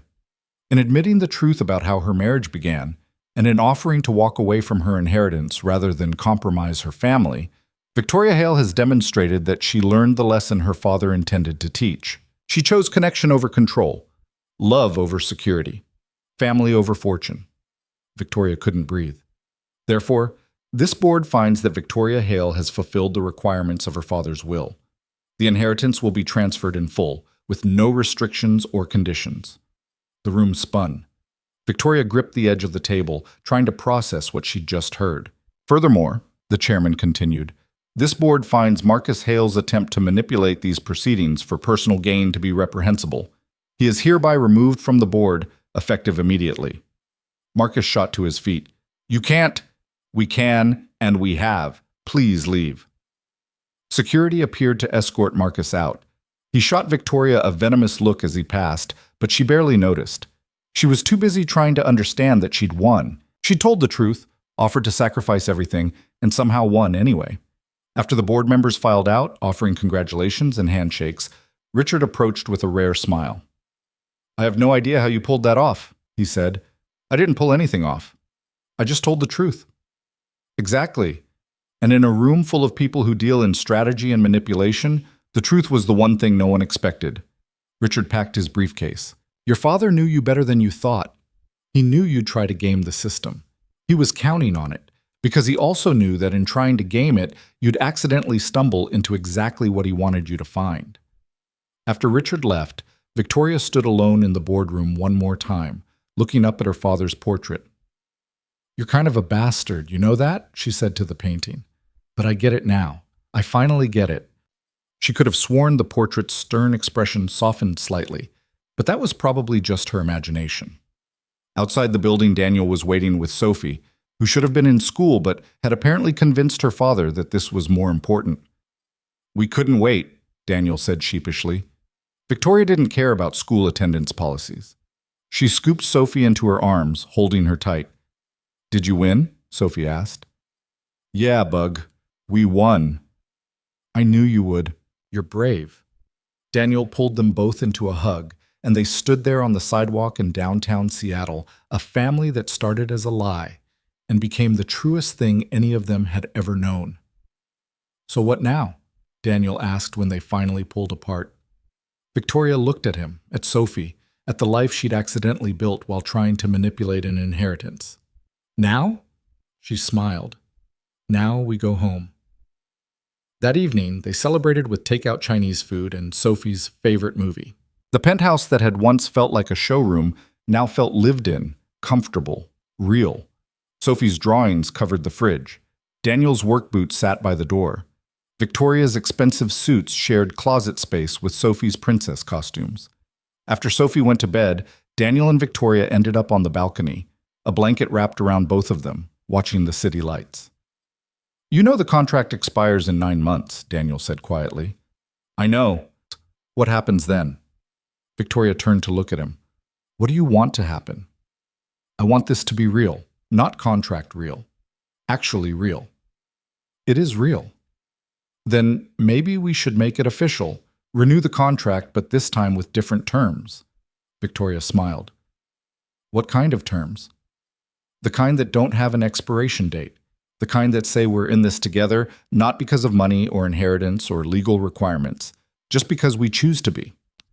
That sounds suspiciously like a marriage proposal. Does it? Daniel grinned. Maybe it is. You're already my husband.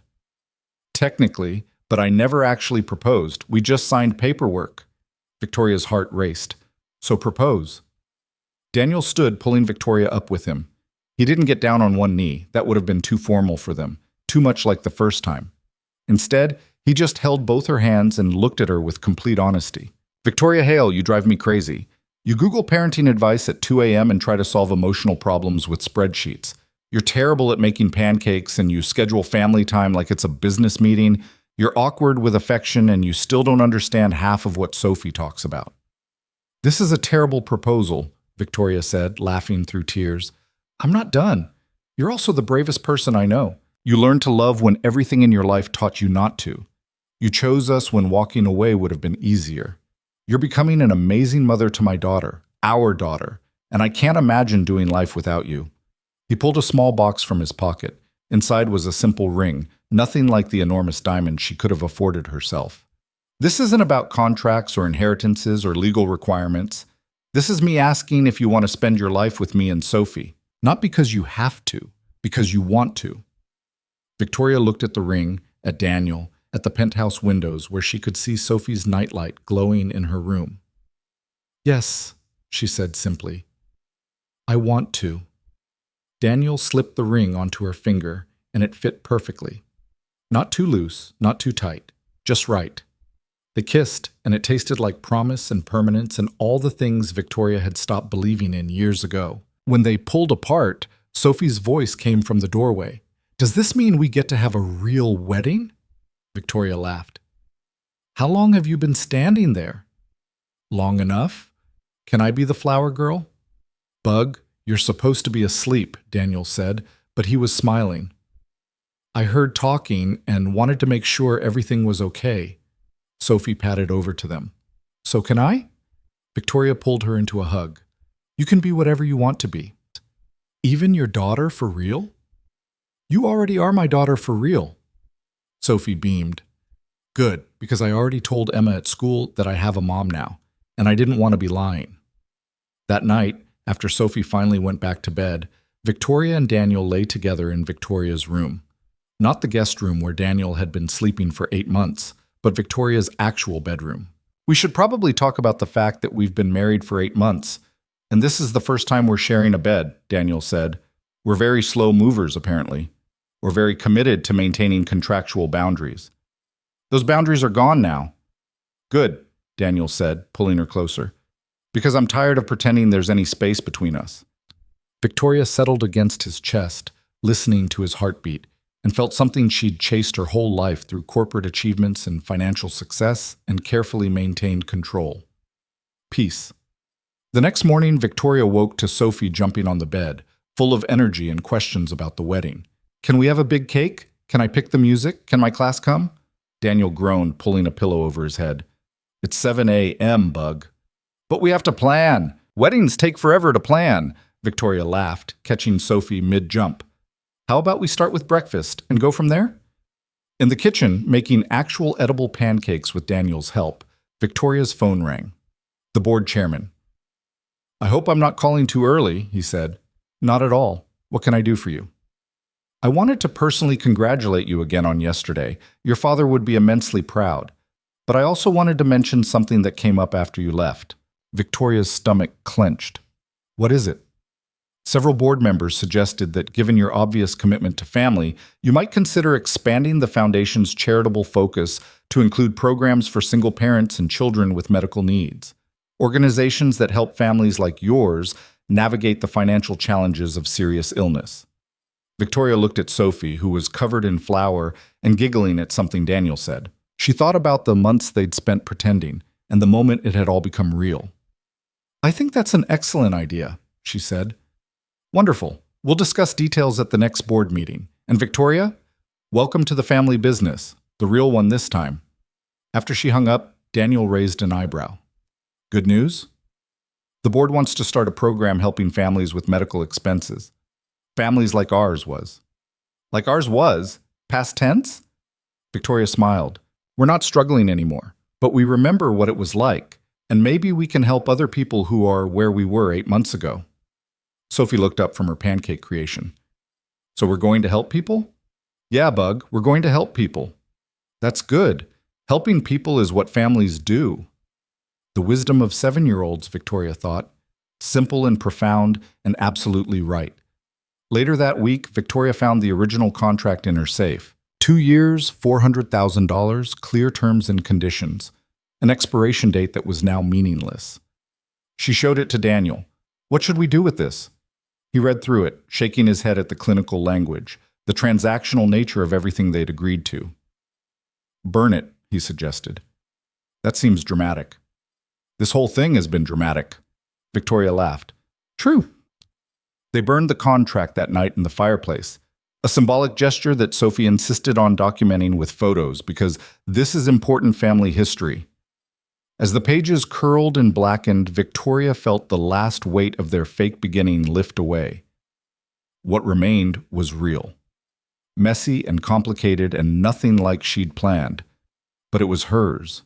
Theirs. A family built not on contracts and obligations, but on choice and commitment and love that had snuck up on all of them when they weren't looking. No more expiration dates, Daniel said, watching the flames. No more boundaries, Victoria agreed.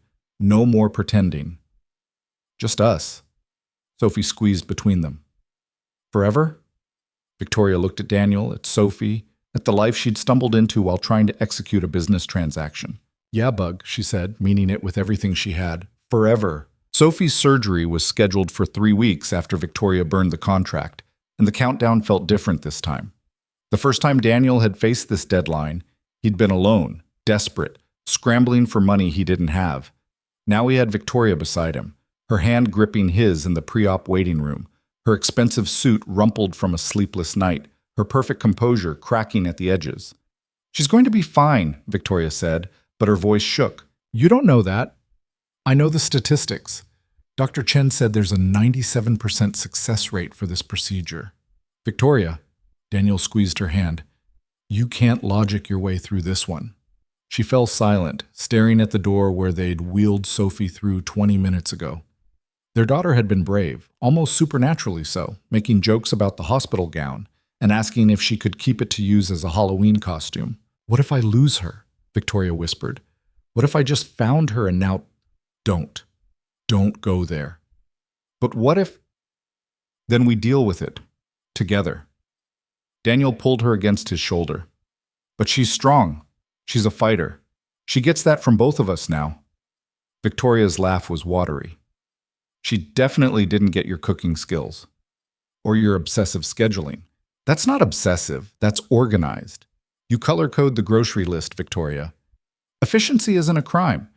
They bickered quietly, The familiar rhythm soothing in a way nothing else could be.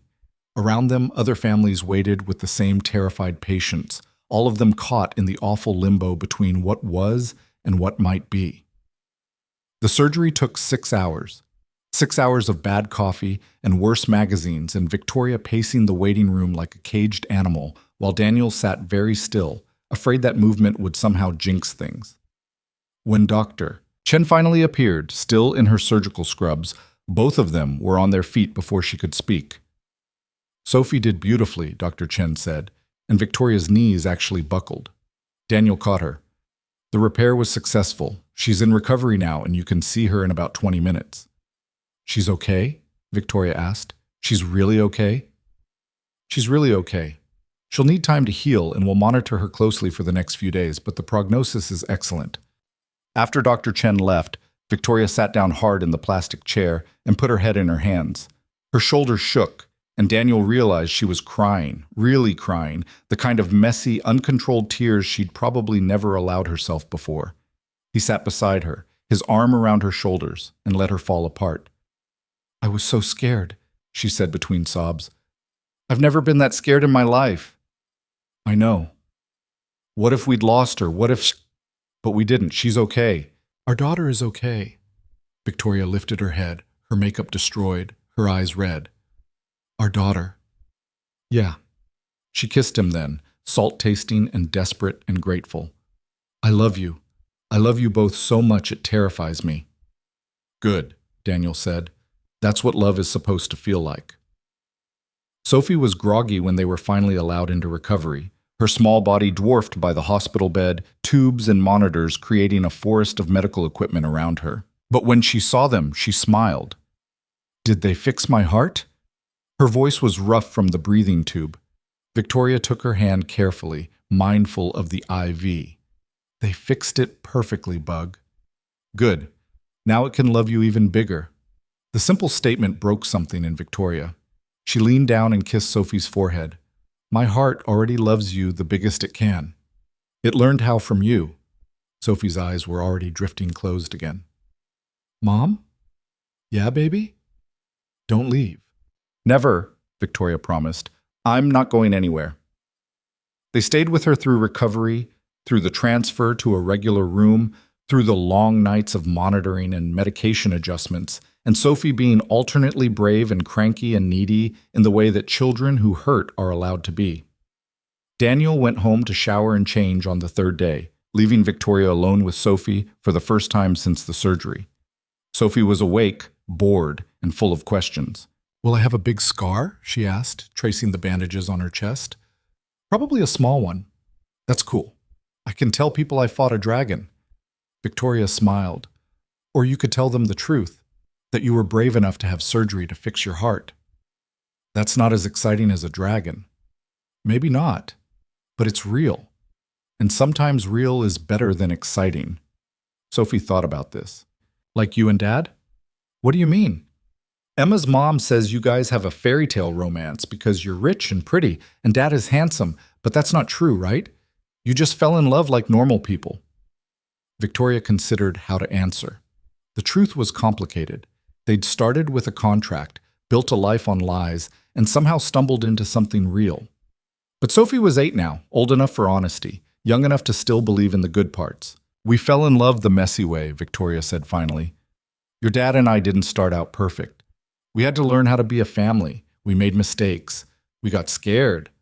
But we kept showing up for each other. That's the real fairy tale.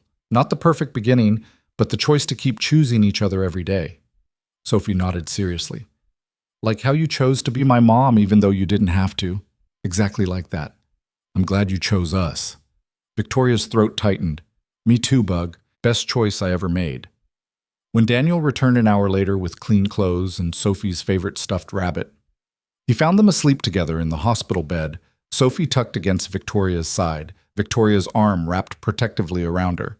He stood in the doorway and pulled out his phone, capturing the moment. Not for social media or appearances or proof of anything, just for himself.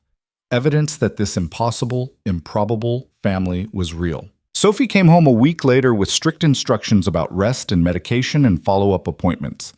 The penthouse had been transformed in her absence. Daniel had moved all her favorite things into the main living area so she wouldn't have to climb stairs, and Victoria had somehow acquired every comfort item a recovering child could possibly need.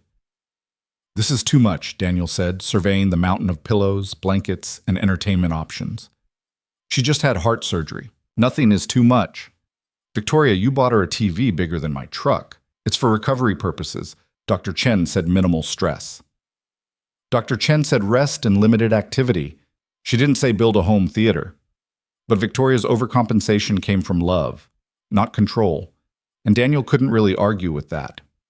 Sophie milked the recovery for all it was worth, demanding elaborate snacks and complicated entertainment and both parents' attention at all times. Victoria worked from home, taking calls from the couch while Sophie dozed against her shoulder.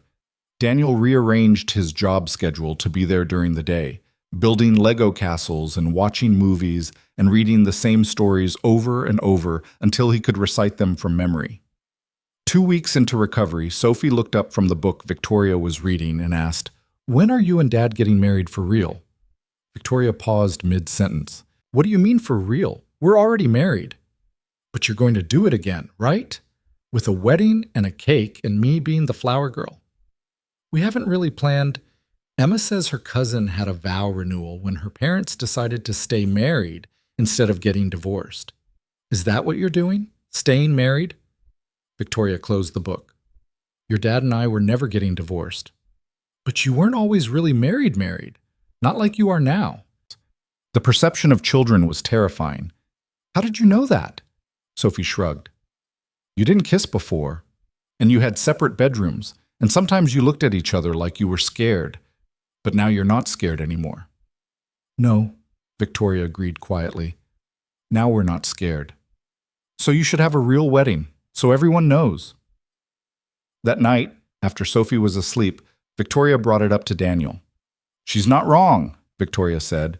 "We got married at City Hall in front of a judge who knew it was fake. Maybe we should do it again, the right way this time."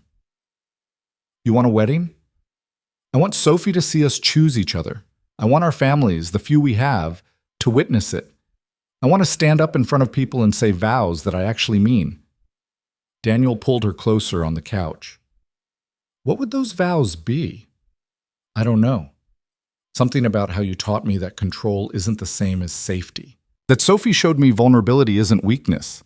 That you both cracked open my carefully constructed life and filled it with chaos and noise and more love than I knew what to do with.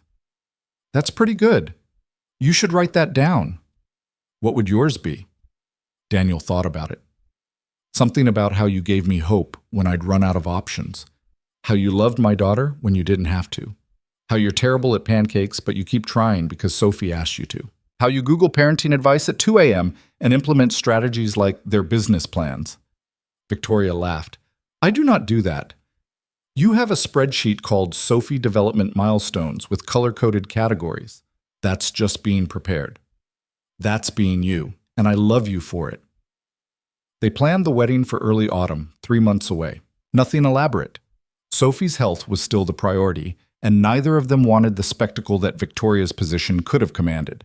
Just close friends, the few family members who mattered, and a ceremony that focused on what was true rather than what looked good. Sophie appointed herself wedding coordinator, a role she took extremely seriously. She had opinions about flowers and cake flavors and whether the ceremony should be indoors or outdoors. She drew sketches of her flower girl dress and interviewed potential musicians with questions like, "Can you play princess songs but make them sound grown up?"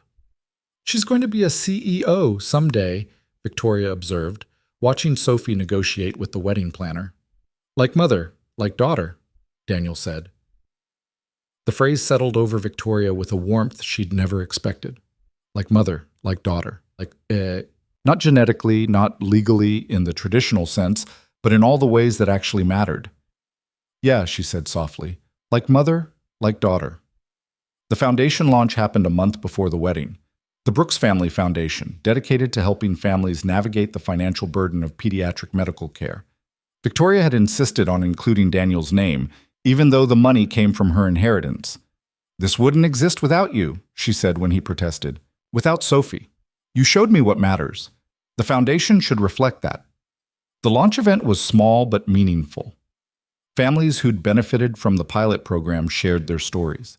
Dr. Chen spoke about the barriers to care that money could eliminate. Sophie, still recovering but stronger every day, cut the ribbon with Victoria and Daniel on either side of her. "We started this foundation because we know what it's like to be scared," Victoria said in her speech. "To love someone so much that the thought of losing them makes it hard to breathe. To face impossible choices between financial stability and your child's health. No family should have to make those choices. No parent should have to watch their child suffer because they can't afford treatment." She looked at Daniel and Sophie. "My family was broken when I started. My daughter was sick. My husband was desperate. And somehow, in the process of trying to save ourselves, we found each other. This foundation is for everyone still looking, everyone still scared, everyone who needs to know that help exists and hope is real." The speech was covered by local news, picked up by a few national outlets. Victoria's story, Billionaire Heiress Finds Love and Purpose Through Contracted Marriage, was exactly the kind of feel-good narrative that media loved. Marcus sent a single text. "You always did know how to work an angle." Victoria deleted it without responding. Marcus didn't matter anymore. The board, the inheritance, the company, all of it was just infrastructure for what actually mattered. The family she'd built. The life she'd chosen. The weeks before the wedding passed in a blur of final preparations and Sophie's continued recovery and the quiet settling of their life into something that felt permanent.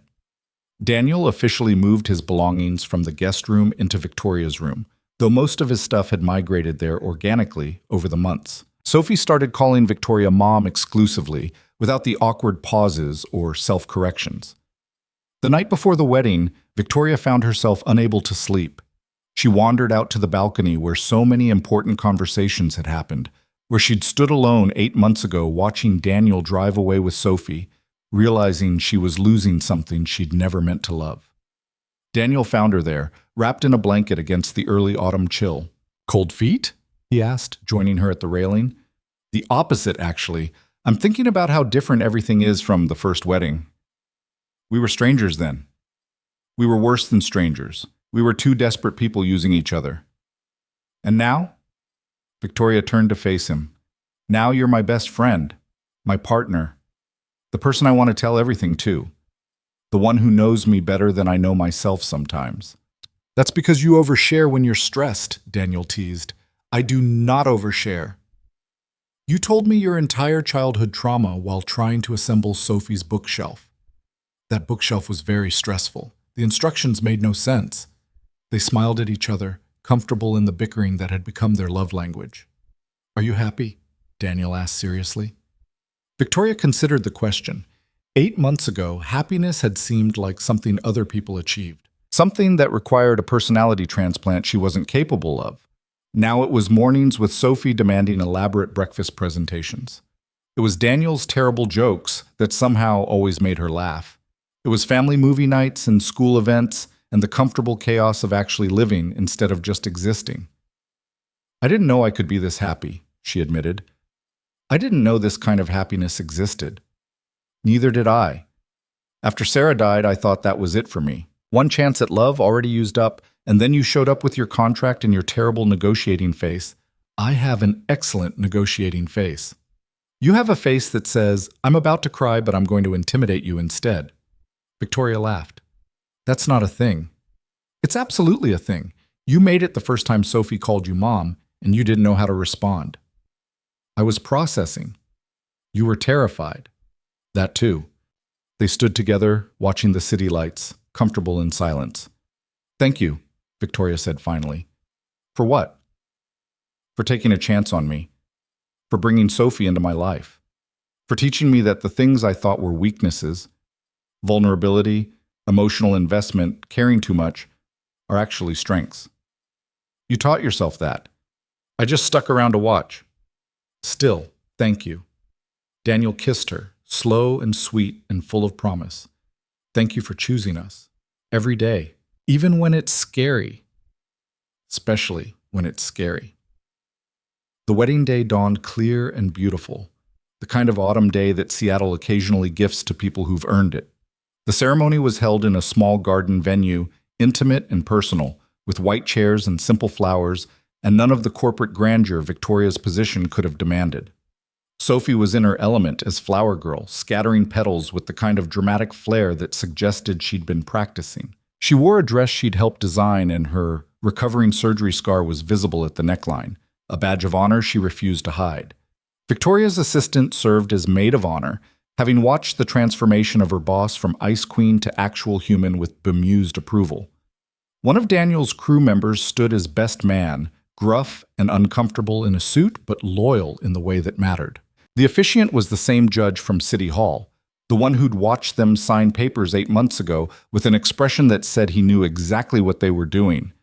Now he smiled as they stood before him again, this time holding hands naturally, this time looking at each other like they actually meant it. "We've done this before," the judge began, and soft laughter rippled through the small crowd. "But this time feels different. This time, Daniel and Victoria aren't here out of obligation or necessity. They're here by choice, and that makes all the difference." Victoria had written her vows on note cards, but found she didn't need them. The words came easily when they were true. "Daniel, 8 months ago, I hired you to solve a problem. I approached our marriage like a business transaction because that's the only way I knew how to approach anything. I had spreadsheets and timelines and a clear exit strategy." She paused as people chuckled. "What I didn't have was any understanding of what family actually means. You and Sophie taught me that. You taught me that love isn't something you control or negotiate or plan. It's something you choose every single day, even when it's scary. Especially when it's scary." She looked at Sophie standing beside them with the rings. "You both cracked open my carefully ordered life and filled it with chaos and joy and more love than I knew what to do with. I'm a better person because of you. I'm a real person because of you, and I promise to keep choosing you, keep showing up, keep loving you even when I'm bad at it, which, let's be honest, will be often." Daniel's vows were simpler but no less meaningful. "Victoria, I married you the first time because I was desperate. I needed money for Sophie's surgery, and you offered a solution. I told myself it was just business, that we'd do our 2 years and walk away clean." He shook his head. "I was an idiot. There's no walking away clean from love. It's messy and complicated, and it changes you. You changed me. You taught me that it's okay to accept help, that strength isn't about doing everything alone, that family isn't just blood, it's choice and commitment and showing up even when it's hard." He glanced at Sophie, who was trying very hard not to cry. "You love my daughter like she's yours. You learn to braid hair from YouTube videos, and you make terrible pancakes because she asks you to, and you show up to every school event even when you have board meetings. That's love. Real, imperfect, beautiful love. And I'm honored to spend the rest of my life with you." The judge pronounced them married, again, officially, for real this time. And when they kissed, Sophie cheered loudly enough that everyone laughed. The reception was exactly what they'd wanted. Good food, better company, and Sophie holding court like the princess she'd always been. She showed everyone her surgery scar with pride, explaining the medical procedure with terminology she'd learned from Dr. Chen. "My mom was really scared," she told one of the guests matter-of-factly. "But she stayed with me the whole time. That's what moms do." Victoria overheard and felt her heart clench. That's what moms do. Not what stepmoms do or what people contractually obligated to care do. What moms do. She'd become a mother somewhere between signing a contract and burning it, somewhere between keeping careful distance and staying up all night during recovery, somewhere between performing a role and living it so completely that the performance became truth. Later, during the dancing portion of the evening, Victoria found herself swaying with Sophie while Daniel watched, his expression soft with contentment. "Are you happy, Bug?" Victoria asked. "The happiest," Sophie said. "We're a real family now." "We were always a real family. But now everyone knows. Now it's official. "Yeah," Victoria agreed. "Now it's official. When the evening wound down and the guests filtered away, and it was just the three of them again, they returned to the penthouse that no longer felt like Victoria's space, but like theirs. Sophie was exhausted, her energy depleted from the excitement, but she insisted on staying up to look at wedding photos. "This one," she said, pointing to a shot of the three of them laughing at something during the reception. "This one is my favorite. In the photo, they looked like any other family. Happy, normal, real. There was no evidence of the contract that started it, no hint of the fear and desperation that had brought them together, just three people who'd chosen each other and built something beautiful from the rubble of what they'd thought their lives would be. Mine too, Victoria said. After Sophie finally fell asleep, Victoria and Daniel ended up on the balcony one last time, wrapped in blankets, watching the city that had witnessed their transformation. Do you ever think about how different things could have been? Victoria asked. If you'd said no to the contract? If I'd chosen one of the other candidates? Sometimes. But then I remember that I don't believe in fate or destiny or anything mystical like that. Neither do I. But I do believe in choice, and I chose to say yes. You chose to ask. We kept choosing each other over and over until choosing became automatic. Victoria leaned against him. I spent my whole life thinking love was a weakness, that emotional investment was a liability, that the safest way to live was to control everything and connect with nothing. And now? Now I know that's not living at all. It's just existing. Real living is messy and scary and completely out of your control. It's Sophie asking questions I don't know how to answer, and you making jokes at exactly the wrong time, and family dinners that never go according to plan. Sounds terrible, Daniel teased. It's perfect. Victoria turned to look at him. This, us, it's the most perfect imperfect thing I've ever been part of. They stayed there until the city lights began to dim with approaching dawn. Two people who'd started as a transaction and become a love story. Not the kind that looked good on paper or made sense to outsiders, but the kind that was real, the kind that lasted. Months later, Victoria would look back on that night and realize it was the moment she finally understood what her father had been trying to teach her. That the things worth having couldn't be controlled or negotiated or bought. They could only be chosen. And that choosing to be vulnerable, choosing to love, choosing to let people in, even when it terrified you, that was the bravest thing a person could do. She'd started with a contract designed to fake a family and ended with a family that was more real than anything she'd known before. She'd hired a husband and gained a partner. She'd inherited a daughter and discovered what it meant to be a mother. Most importantly, she'd learned that some transactions couldn't be measured in money or time or predetermined outcomes. Some things, the best things, could only be measured in moments. In Sophie's laughter, in Daniel's steady presence, in the quiet joy of coming home to people who knew her completely and loved her anyway. The penthouse was different now. Still expensive, still pristine in places, but lived in. Sophie's backpack by the door, Daniel's work boots in the entryway, family photos on the walls, not the staged corporate shots from before, but real moments captured in motion, birthday parties and school events and lazy Sunday mornings. Victoria's office held Sophie's card from months ago, carefully framed. I miss you. Love, Sophie. A reminder of when she'd almost lost this before she fully had it. The contract was gone, burned to ash. But what it had created remained, grew, became something neither of them could have predicted or planned. On a random Tuesday evening, 6 months after the wedding, Victoria was working late in her office when Sophie appeared in the doorway. Mom, can I ask you something? Victoria looked up from her laptop, struck again by how natural that word sounded. Mom, not Victoria. Mom. Of course, Bug. What's up? Sophie came in and sat in the chair across from her, unusually serious. Emma asked me today if I remembered my real mom, my first mom, who died. Victoria's heart clenched. This was territory they'd carefully navigated before, but never quite directly. What did you tell her? I said I don't remember her because I was too little, but Dad has pictures and he tells me stories about her sometimes. That's good. You should know about her.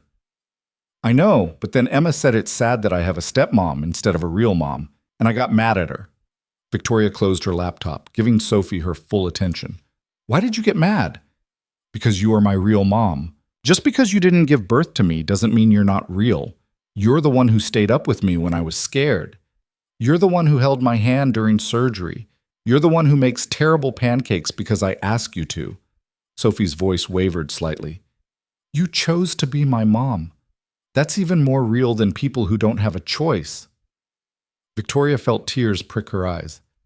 Come here, Bug. Sophie climbed into her lap, too big for it really, but still fitting perfectly. Did I say the right thing to Emma? You said exactly the right thing. Victoria held her close. I did choose you. Every single day I choose you. And you're right. That makes it real. Maybe more real than anything else. Do you think my first mom would be mad that I call you mom? The question was so earnest, so worried, that Victoria had to take a moment to compose herself. No, sweetheart.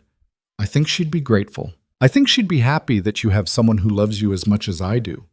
Love doesn't run out, Sophie. You loving me doesn't mean you love her any less. There's room in your heart for both of us. That's what Dad says, too. Your dad is pretty smart. Sometimes. Sophie pulled back to look at Victoria. Do you think you would have liked me if you met me some other way? Not because of the contract? I would have loved you in any universe, Sophie Brooks. Contract or no contract. You're impossible not to love. Sophie grinned. Even when I'm annoying? Especially when you're annoying. That's when you're most yourself. Later, after Sophie had gone to bed and Daniel had come home from a late job, Victoria told him about the conversation. She asked if Sarah would be mad, Victoria said. That she calls me mom. Daniel pulled her close. What did you tell her? That Sarah would be grateful, that love doesn't run out. That's perfect. Daniel was quiet for a moment. You know, I used to feel guilty, like loving you meant I was betraying Sarah's memory. And now? Now I realize that Sarah would want Sophie to have a mother, would want me to be happy, would want us to build a life that honors what we had while still moving forward. He kissed Victoria's temple. You didn't replace her. You're just the next chapter. And I think she'd really like you. Yeah? Yeah, you're both stubborn, smart, and completely incapable of following a recipe. Victoria laughed, the sound wet with tears.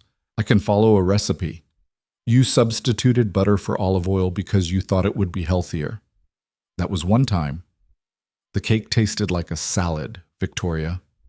They fell into familiar bickering, comfortable and loved in home. As the months turned into years, the Brooks family settled into a rhythm that felt inevitable in retrospect, but had been anything but predetermined.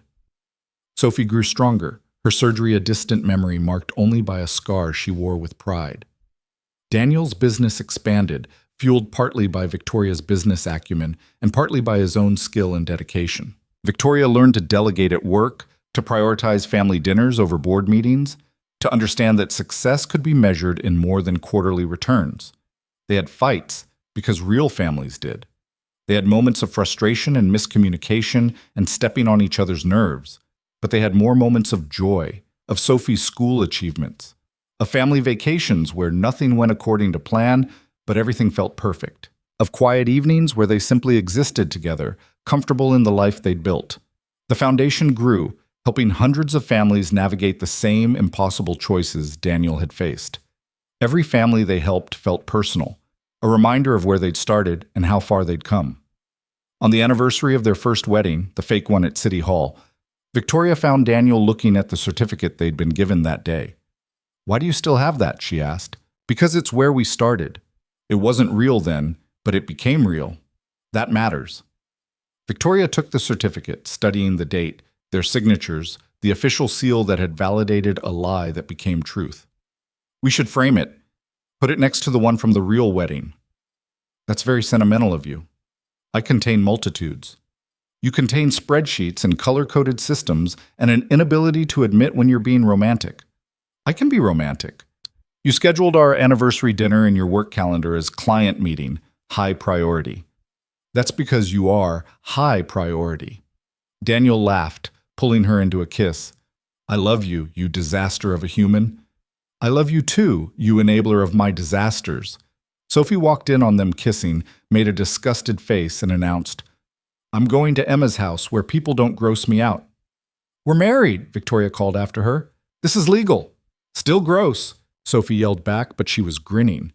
After she left, Victoria and Daniel stood in the living room of the penthouse that had transformed from a showroom into a home, and Victoria felt the familiar warmth of contentment settle over her. Do you ever regret it? She asked. Saying yes to the contract? Not even once. You? Not even once. Because that was the truth. The messy, complicated, beautiful truth.